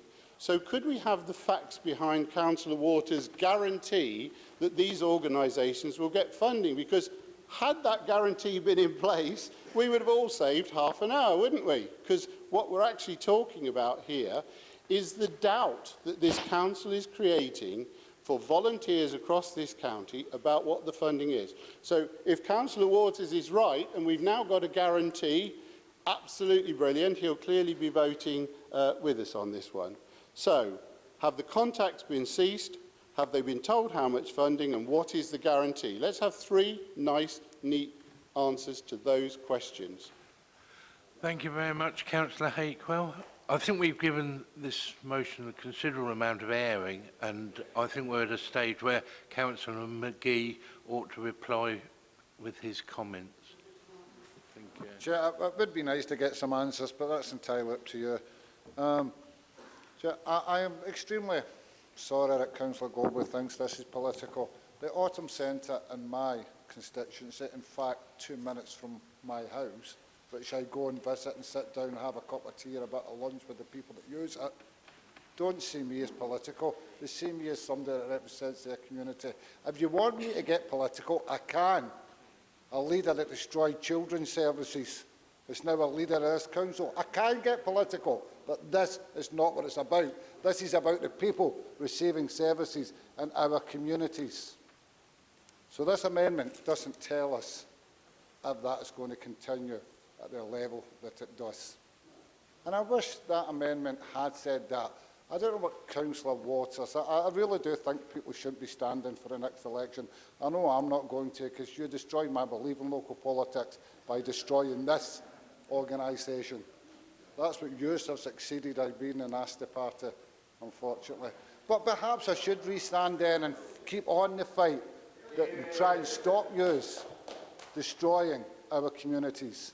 So let's get that politics aside, because I hate that stuff too, the banter, go back and forward. I hate that. What I do love is to try and help people in our communities, and I think you all do. I think you all do, every single person in here, including the people at the top, including all you Conservatives. But we do it in a different way. So this is about a political will, nothing else, your political will to make cuts to the voluntary sector. And that's the sad part. It's not us that are being political, it's your political will about making cuts. Tell me now, tell us, tell this chamber, tell the voluntary sector that, OK, you are going to carry these contracts forward at the same level. How many times have I asked that today? I'm sick of hearing it in my own mind. Just give me an answer. Are you going to carry the contracts on at the same level? And then we'll support your amendment then. Tell us and we'll do it. If you don't tell us, we can't support this amendment. Thank you very much. Thank you. We're now at a stage of voting on the amended motion, and that's the motion that's before you on the second page of that paper. And those in favour of the amended motion?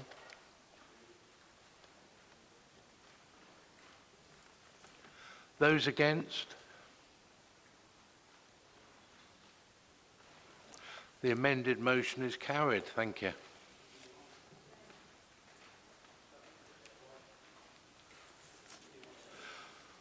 Moving on to item 8, the business items now. If we're all ready, we'll start with 8A, the annual report for the Northamptonshire Safeguarding Adults Board. And I'm pleased to invite Mr. Tim Bishop to present the report. If he could come down to the front.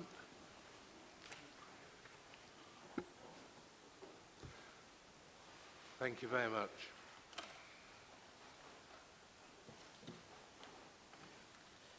Thank you very much, Chairman, and thank you very much to the Council for me to present the 2018-2019 Northamptonshire Safeguarding Adults Annual Report. Am I echoing?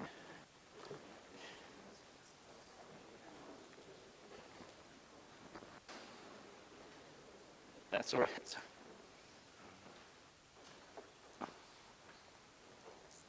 I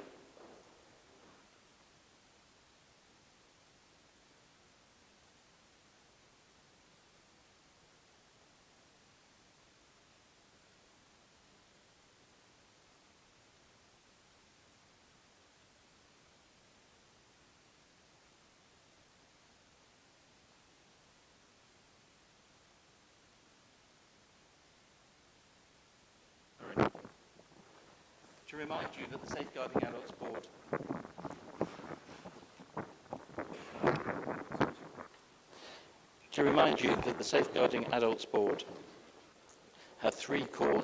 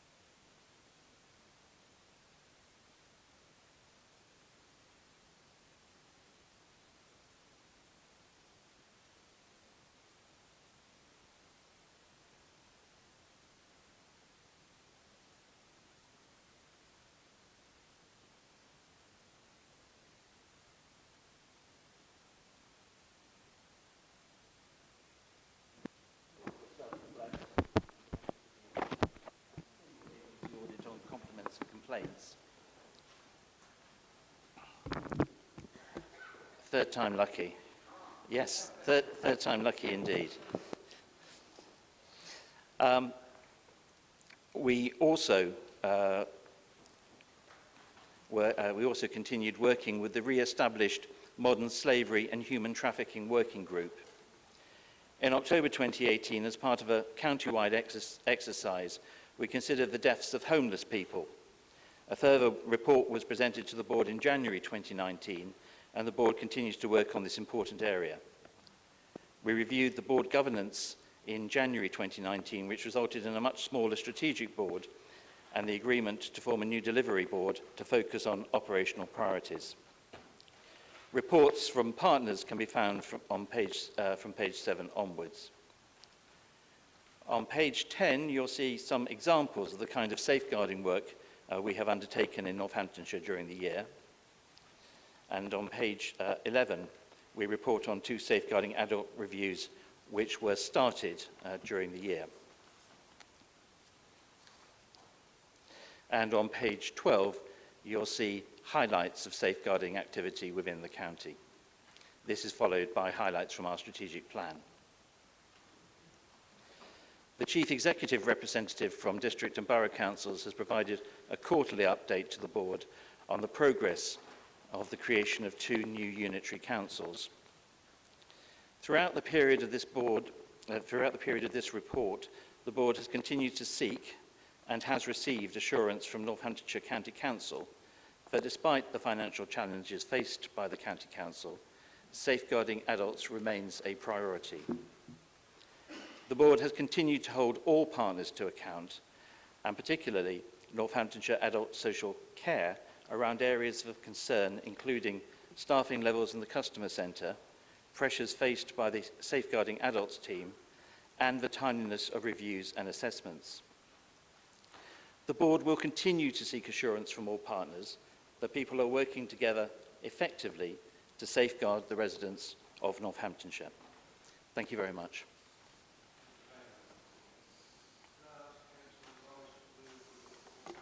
Yes, Chair, very happy to propose the report and thank the Chair for coming along to the meeting today, and thank him for his service as Chair of the Board. It's not always an easy job to do, but he does it with great style, I think, so thank you, Chair.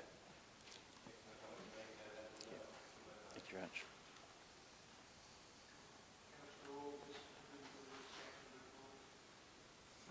Yeah, I'd like to second it, but also like to make an observation. I'm grateful for the streamlining of your board, and also what I find of great interest is that the delivery board focusing in on operational. Sometimes the strategic is up here and we don't really see how that equates to actually delivery on the ground. So well done on those, and hopefully that will bring us better outcomes by keeping an eye on how the strategic is impacting on the operational. So thank you, sir.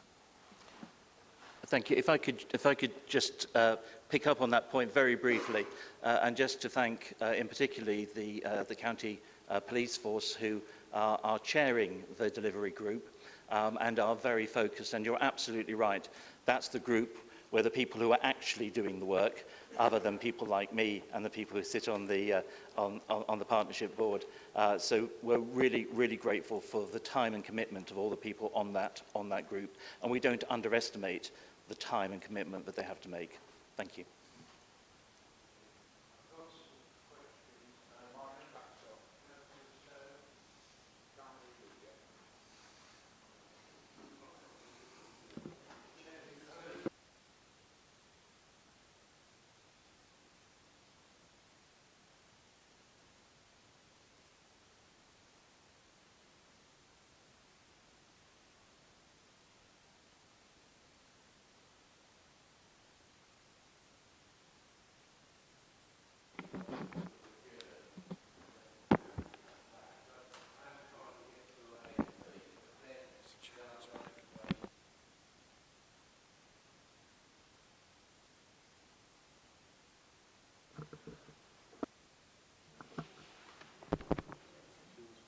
Okay, is that a bit better, Councillor Osborne?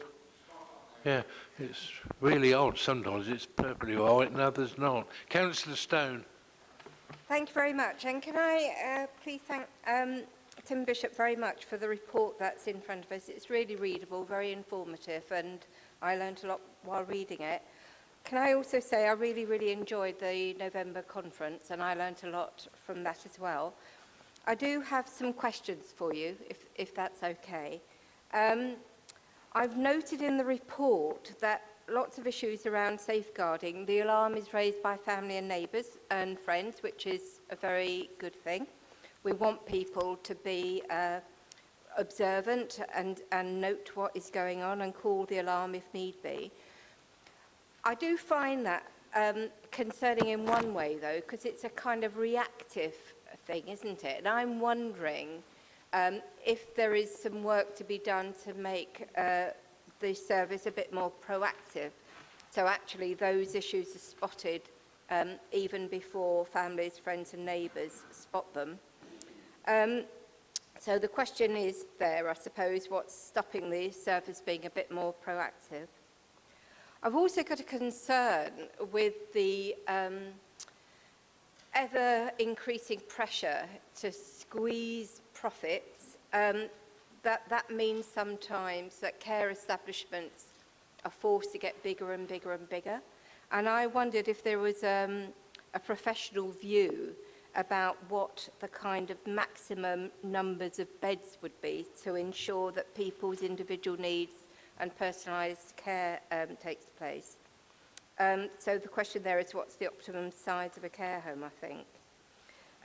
I'm interested with the serious case reviews. I didn't really understand why case reviews take so long to conclude, because I would have thought that one of the points of the case reviews is us reaching early on an understanding of what went wrong so that we can put things right and not incur the same problem. So I'm a little bit worried about how long they take.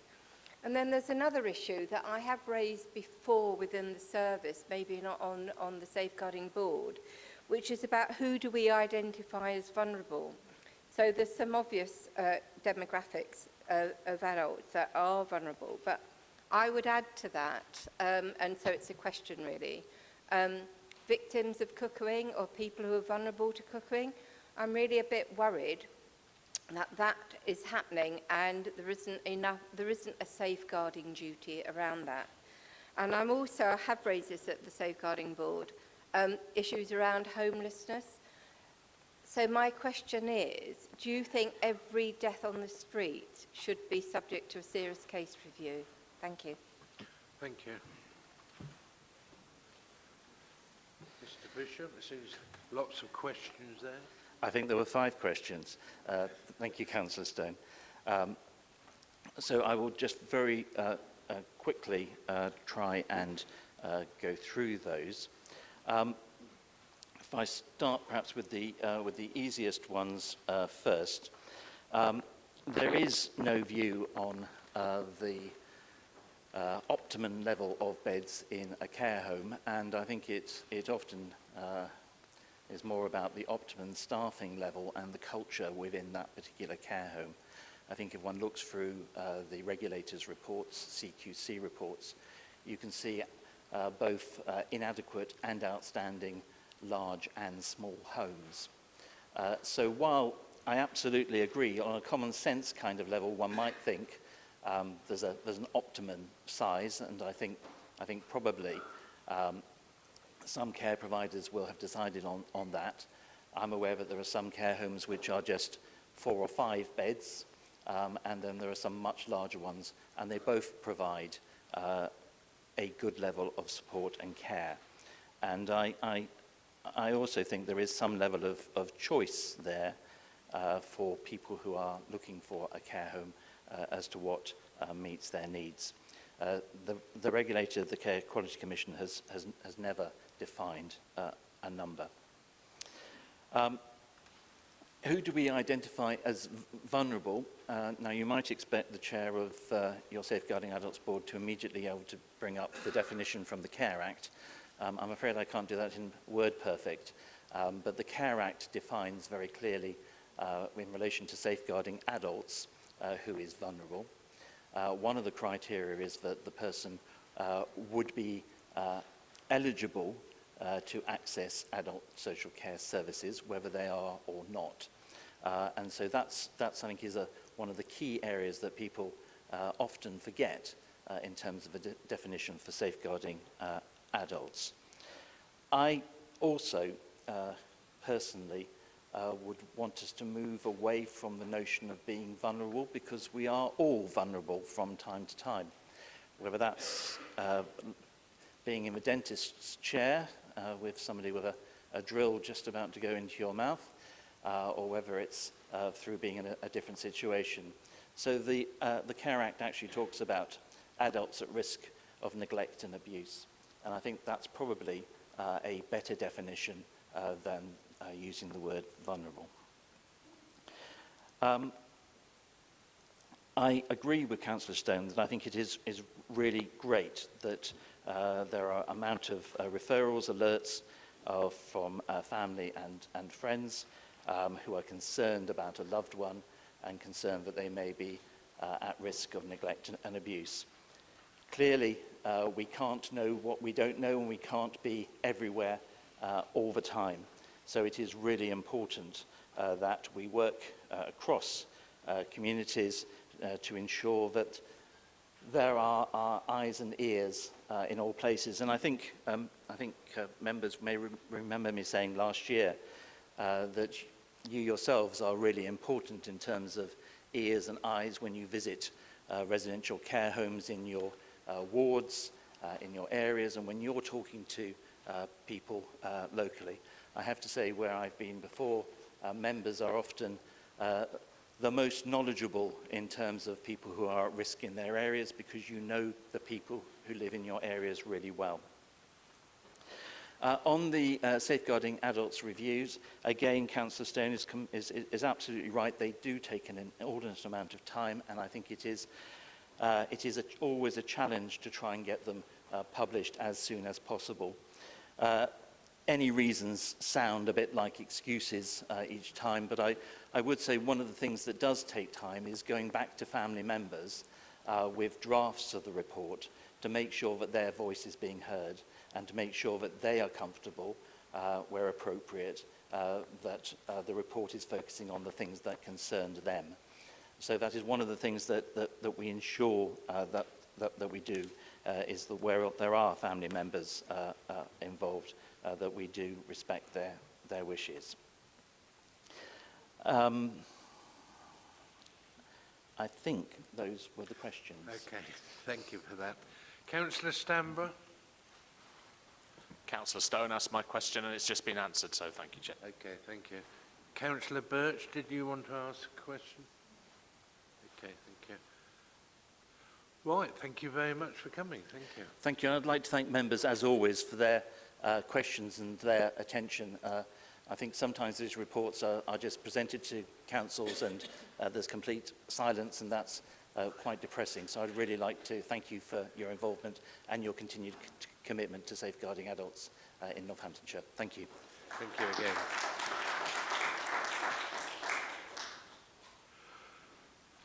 Item B, the Improvement Board update. Oh, sorry, Councillor Morris, did you want to add any comments to the last section? No, thank you, Chair. I think Tim Bishop said everything that I would have said. Thank you, Chair. Okay, thank you. Does Council accept the advice of the report? Thank you. Improvement Board update, item B. Can I invite Mr. Steve Freer to introduce this report, if he's here? Is he?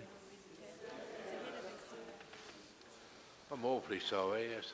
Okay. I think I've got tunnel vision. I was conscious that I was standing between you and lunch, Chairman, so I decided to get a move on. Thank you for giving me the opportunity to present this report. The Improvement Board's now been in place for a year, and the report that I'm sure you've all read tries to give a flavour of some of the key issues and some of the main areas of work that we've been focused on over that time. The decision to establish the board was one of a number of actions that you decided to take in the wake of the Callow report that was mentioned earlier, it of course painted a very bleak picture for the authority. However, by the time the Improvement Board was actually created, the situation had become even more grave as the audit of the Council's 2017-18 accounts had begun to expose a huge £30 million unfunded deficit. And I think that was the point at which words like unprecedented ceased to be an exaggeration of Northamptonshire's difficulties. There's no doubt that the Council's position has improved significantly since that low point in the summer of 2018. Over the past year, the Improvement Board has tracked very positive progress in relation to its financial position. Obviously, the government's special capital dispensation was a bit of a game changer, but that should take nothing away from the hard work of members, officers and commissioners, which have restored discipline and grip to the Council's processes and step by step begun the process of turning Northamptonshire's fortunes around. So does that equate to job done? Well, as you all know, it does not. The Council has made a very positive start, but the risks and challenges ahead are still extremely daunting. Local government reorganisation itself, I think, is a very serious risk. It's not going to be easy to keep eyes and minds focused on the need to continue to strengthen and improve the County Council's performance in the here and now, when the vital future building work project in which many of you and officers will be involved is competing for attention. Despite everyone's best efforts, those tensions are likely to increase as plans for the new unitaries and the Children's Trust become more vivid. Obviously, relationships are an absolutely key consideration in relation to the Council's recovery. And the Improvement Board, I think, is quite a good vantage point from which to take the pulse of some of the key relationships of the County Council, because members of the board include a range of partners, including health, police, fire, the voluntary sector, district and borough councils, parish and town councils. I think the commitment of those partners to engage positively as members of the Improvement Board should give the Council real encouragement about the potential of those relationships to underpin future performance and improvement. Finally, Chairman, let me just make a couple of observations about the year ahead. As you know from the papers, the Improvement Board's terms of reference emphasise the challenge of helping the Council to get its finances and its services into the best possible position ahead of local government reorganisation. Originally, of course, the expectation was that new authorities would commence next April. In fact, we now have another year for the Council to work through. My reading of the reactions to that adjustment to the timetable, the reactions of the County Council itself and of its partners, is that there is a view that the next 12 months is a period of opportunity.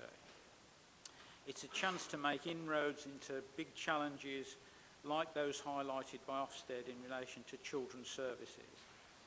It's a chance to really deliver some positive outcomes from the new transformation programme that has been introduced recently. It's a chance to ensure that services and budgets are demonstrably in balance before reorganisation.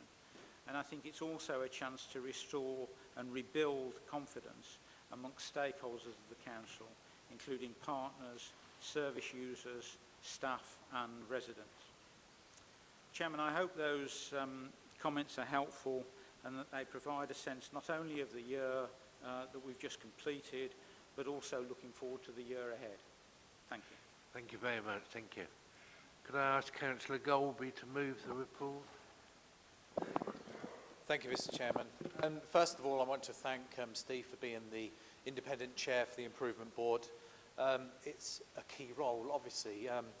I was very keen to get the improvement board set up, and I accept some of the challenge around what about the future of the board now, but mainly to make sure that we will be in as open and transparent as we possibly could to demonstrate to our partners, the people that have willingly come forward, our district and borough colleagues, that we've got nothing to hide and we wanted to be as open and transparent as possible. I'm pleased that Steve recognises the hard work, certainly by members, by partners and of course by officers of the council, and uses words like discipline and grip, which is key to you know, how we have looked to try and move things forward.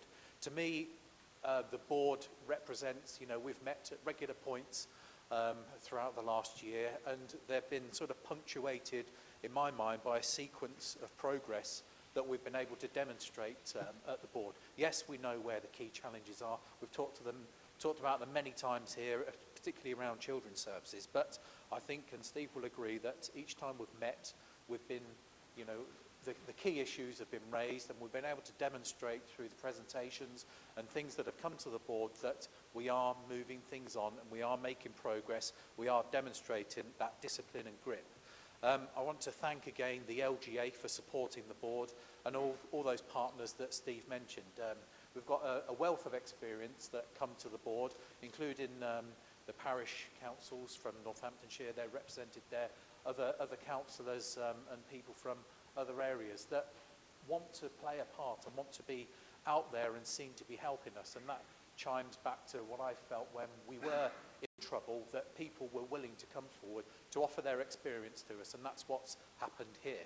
I think there is a challenge about the future of the board, as Councillor McGee put to us at Cabinet, what has the board achieved? But I think the response to that is it's about us showing that we are transparent, we're willing to work, we're willing to learn, and we want to demonstrate to our key partners that things are changing, we're moving things on, and that we're doing the right thing, going back to the principles again of the Cala report. So I'm happy to move the report, and thank Steve again for coming to council and being our chair. Thank you, Chair. Thank you very much. Thank you. Can I ask Councillor Brown to second the report? Thank you, Chairman. I'm very happy to second this report, in particular as a newer councillor and a dual hatter over at Daventry.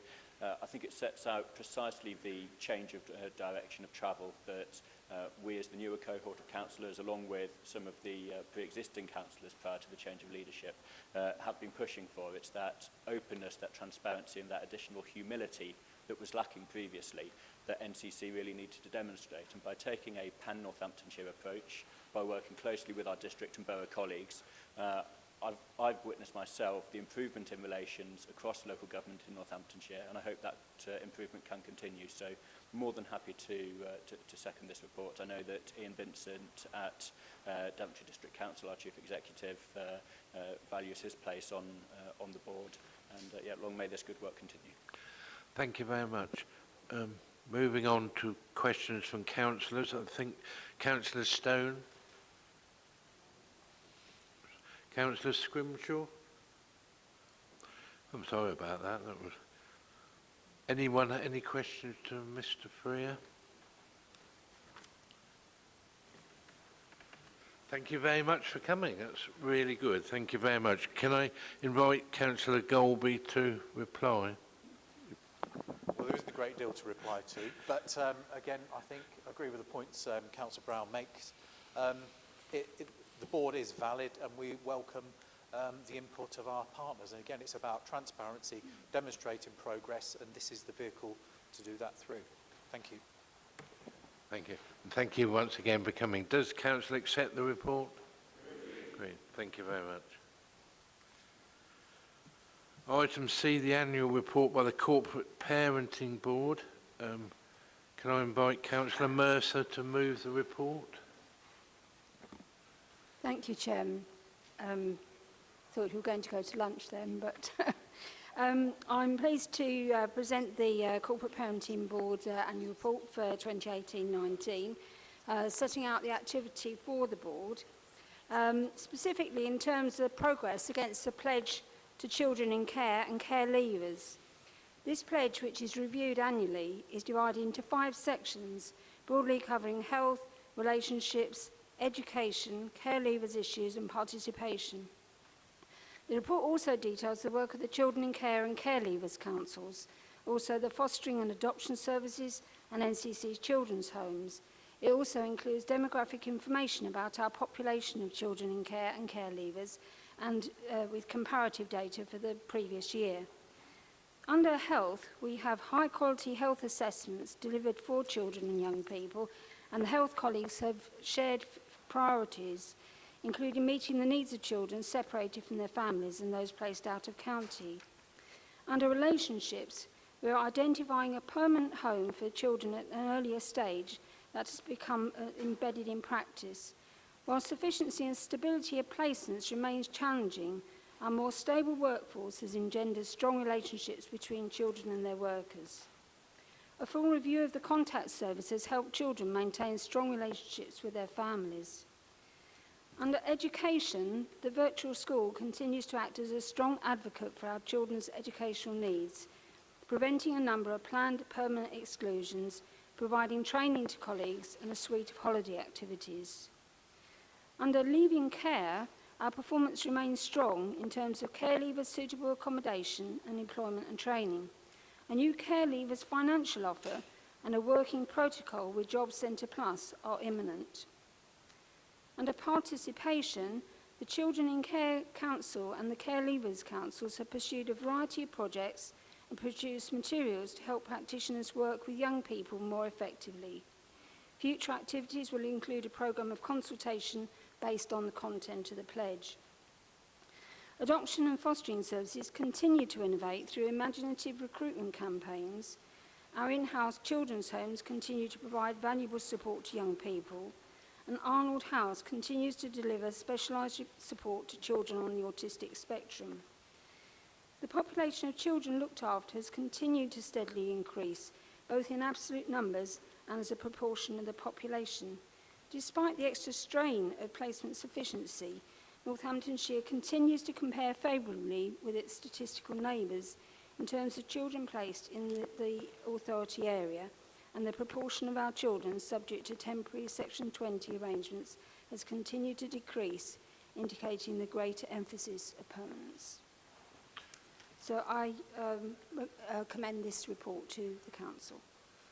Thank you very much. Thank you. Could I ask Councillor Brackenbury to second the report? Thank you, Chair. I don't know if people can hear me. It's flashing red and blue. But that's better, isn't it? Thank you. I'm very pleased to second this report. It's been very good to be able to hear from the young people themselves throughout the course of the year, as we've heard from representatives from the Children in Care Council and the the Care Leavers Council, in their own words. So that's been very good. There's been much to celebrate throughout the year, particularly individual success stories, as we've heard from the virtual school, which has recently started to send out letters of celebration to individual children in recognition of specific achievements. As we move towards unitary councils, there is still much to do as we strive to give the best to our children in care and care leavers, as we would do so for our own children. And I think, as Councillor Mercers has said, as corporate parents, this is an opportune moment to remind ourselves of the pledge to our children in care and care leavers, which can be found on page 62, which is on page 11 of the corporate parenting report. Thank you, Chair. Thank you very much. Any questions, comments from councillors? Councillor Dudley Hughes. Yes, thank you, Chair. Very briefly, having been involved with the Corporate Parent Board before and knowing what some of the issues were, it's great to see considerable improvement to the virtual school, which has become much more effective, it seems, from this report. And secondly, that we're doing a much better job with our care leavers, which at one time we weren't doing very well at all. So congratulations to both of those, at least. Thank you very much. And Councillor Roy.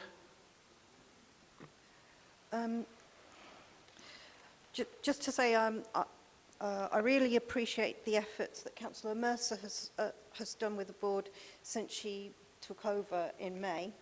and I'm appreciative of that and the work of Councillor Brackenbury. In the report, it highlights the work done on the target operating model, which was implemented in August.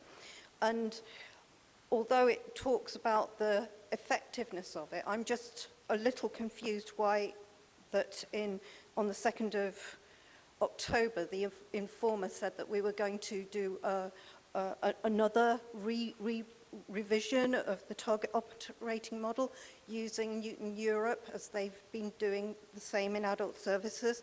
And given that we've only just put in the target operating model in August, I just wondered about that. Some of you might know I've had difficulty getting information, particularly about unregulated placements, and when a response was forthcoming, it didn't contain the data that I asked for, and I think this is an ongoing issue that we actually absolutely must resolve in order to be transparent, in order to show that we're demonstrating good work. And I also have concerns about the functional governance of the Corporate Parenting Board.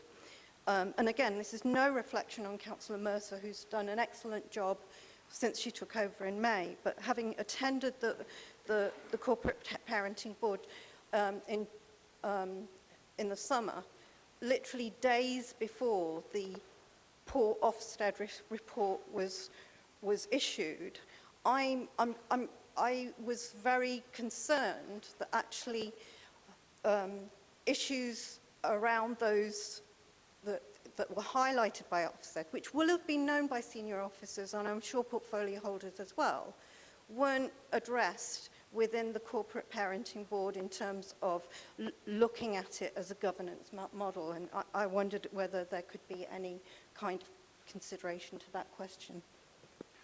Thank you. Councillor Birch. Let's see if this one works. Is that one working? Right. As a corporate parent who's responsible for ensuring that children in care are safe and well cared for as any other child, I have some concerns about parts of this report. There's much to celebrate. I think that the health services and the housing departments, the police and schools work very effectively within the partnership working of this section of the service. But all this is done, and I wonder about the effects as children grow up, as the young people pass through adolescence and look forward to their adult lives. 80 to 90% of children in care return to their families aged 18. So, what support do we put in at that stage to their families? How resilient are those families when they're managing the returning of an 18-year-old? You know, many of us have had teenagers, 18-year-olds in our families. They are not easy to live with sometimes. Is the housing adequate? Are the family in work? Are there sufficient resources within the family to support the needs of all the family members? Now, are we putting these 80 to 90% of children back into safe and healthy environments, having done all the good work that's been gone on before? As for the 20% who do not go back to their families, what sort of support do we give them at that stage? They're on the brink of adulthood. They are learning to live in a world that is often complex, difficult, and they become very vulnerable. Some of the housing, the accommodation that is provided for these children is unregulated. There have been we still have the responsibility to keep them safe and healthy, and we need to make sure they continue in education and training and that they foster great relationships. And nationally, these care leavers are much more likely to receive benefit sanctions, get involved in offending drugs use, and are vulnerable to child sexual exploitation, country lines, and grooming. As a corporate parent, I have concerns about some of the unregulated accommodation. In those places, do they get the support needed to keep them safe and to lead these healthy lives? Not all providers do this, and some contracts have been suspended.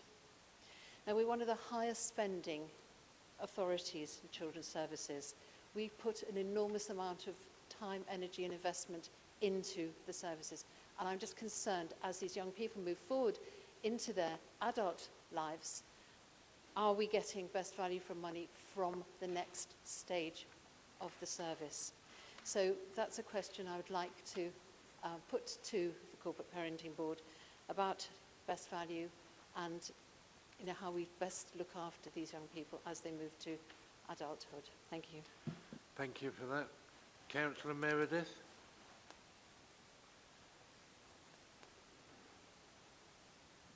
Thank you, Mr. Chairman. I'd like to thank Councillor Mercer for her update in this report. Although there is good things in the report, it doesn't go further enough, really, to me. I would like to see the parenting board, and I've said this before, go to a different path, and to be asking more questions of what is actually happening to the children's services.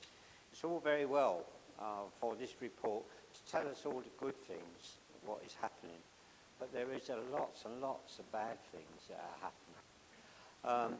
I'm under the impression that still a lot of children haven't got a regular social worker because we're still short of social workers. We can't attract them to come to Northamptonshire to be social workers because we don't pay them enough money. We don't give them enough conditions of service. So we're dragging our feet behind. So I would like to see in this report that why these events take place. We also don't see why questions asked why a lot of care leavers, when they leave care, are taken in by the gangs which are in Northampton and showed how to act with knife crime and things like that. Young child care leavers, when they leave, they're very vulnerable. They're very, how can I put it, they're very at risk of being taken in easily and groomed easily. There's not enough questions in this report and not enough information given. And I'm not trying to criticise the report, I'm just trying to make I have said, unfortunately I was going to say these things at the last Corporate Parenting Board, but unfortunately something happened and I couldn't make it. But, you know, these questions have got to be asked. Let me just tell you a standout, which myself and Councillor McGee are on, and we're making great inroads into that. And we're taking over the role of actually going to look after care leavers. We're actually in the process of raising money, and I'm hopefully in the future, hopefully that we'll raise enough money to create my vision, which is a youth centre, which I have spoken to our independent chair, and he's taken that on board, and he is quite enthusiastic about that. One of the other things which I think we need is for this standout charity, which talks about in more in this report. We need our own offices and our own place where we can go. And it's the responsibility of this council to 3 help minutes in is this up, matter. Councillor I will Meredith. think. But there is, in this report, there should be more in-depth questions to be answered of what is happening. Why did the Children's Commissioner leave? And things like that. We can't just give good stuff here. We've got to notify the bad. Okay, I'll stop. Thank you, Councillor Meredith. Thank you. Could I ask Councillor Mercer for any comments? Thank you, Chairman. I don't think I can answer all of the questions, but I will attempt to do my best. I'd like to thank Councillor Hughes, first of all, for his congratulations about the report. Councillor Roy, you asked about the review of the TOM. I can't answer that, I'm afraid. I'll have to get Councillor Baker or one of the office to come back to you on that, because that's not something I've been privy to. As far as the unregulated placements, you'll be grateful to know that there's a special report coming to the next Corporate Parenting Board on on that. And I might say that although there are some unregulated placements, sometimes it is because Ofsted haven't yet got round to registering them, and it is the delay that's down to them. I take your point about the Corporate Parenting Board not mentioning things to do with the Ofsted report, but I think it was probably just at a point where it was not yet public, so I don't know any more than that. Councillor Birch, you mentioned about care leavers, and I know the amount of work that is going on to assist care leavers to adjust after they leave care. And I take your point about best value, but I think the service is doing an awful lot of good in that area. I've been over to visit the site, the Russell House, where they prepare young people for leaving, and they're doing a sterling job there. Councillor Meredith, you mentioned that we don't go into enough detail, but I think that's probably not the, it's not up to the Corporate Parenting Board to inquire why the Commissioner left and such like. What happens to young people as, trying to stop them going into gangs, obviously they're working on that very hard, as I've just said. Thank you for all your work with Stand Out as well. Okay. So I think that's sort of covered the other points that I might not have covered. I'll get the officers to come back to you. So I'd like to just sum up by saying thank the Council for having this report. Thank you very much. Thank you. Does Council accept the advice of the report? Great. Thank you very much. Item D, the annual report on the local pension fund, and could I ask Councillor Parker to move the report? Yes, thank you, Mr. Chair. And I'm very pleased to propose acceptance of the Pension Board's annual report for 18-19, which clearly demonstrates the role of the Board in working with and challenging where necessary the Northamptonshire Pensions Committee and Investment Subcommittee. So I commend the report. Thank you very much. Could I ask Councillor Todd to second the report? Happy to second that report. Great. Thank you very much. Thank you. Any questions, Councillor Stamborough? No? Okay. Thank you. Anyone else? Any questions to the Pension Committee? Okay. Councillor Parker, do you want to reply to it? I would love to, Mr. Chairman, but it's not necessary. Thank you very much. Thank you. Does Council accept the report? Great, thank you. That's a convenient time, I think, to break for lunch. And I'm sorry about the problems with the PA. We will try and get them fixed in the lunch interval, and we shall be back at 1:45. 45 minutes, 1:45. Thank you very much.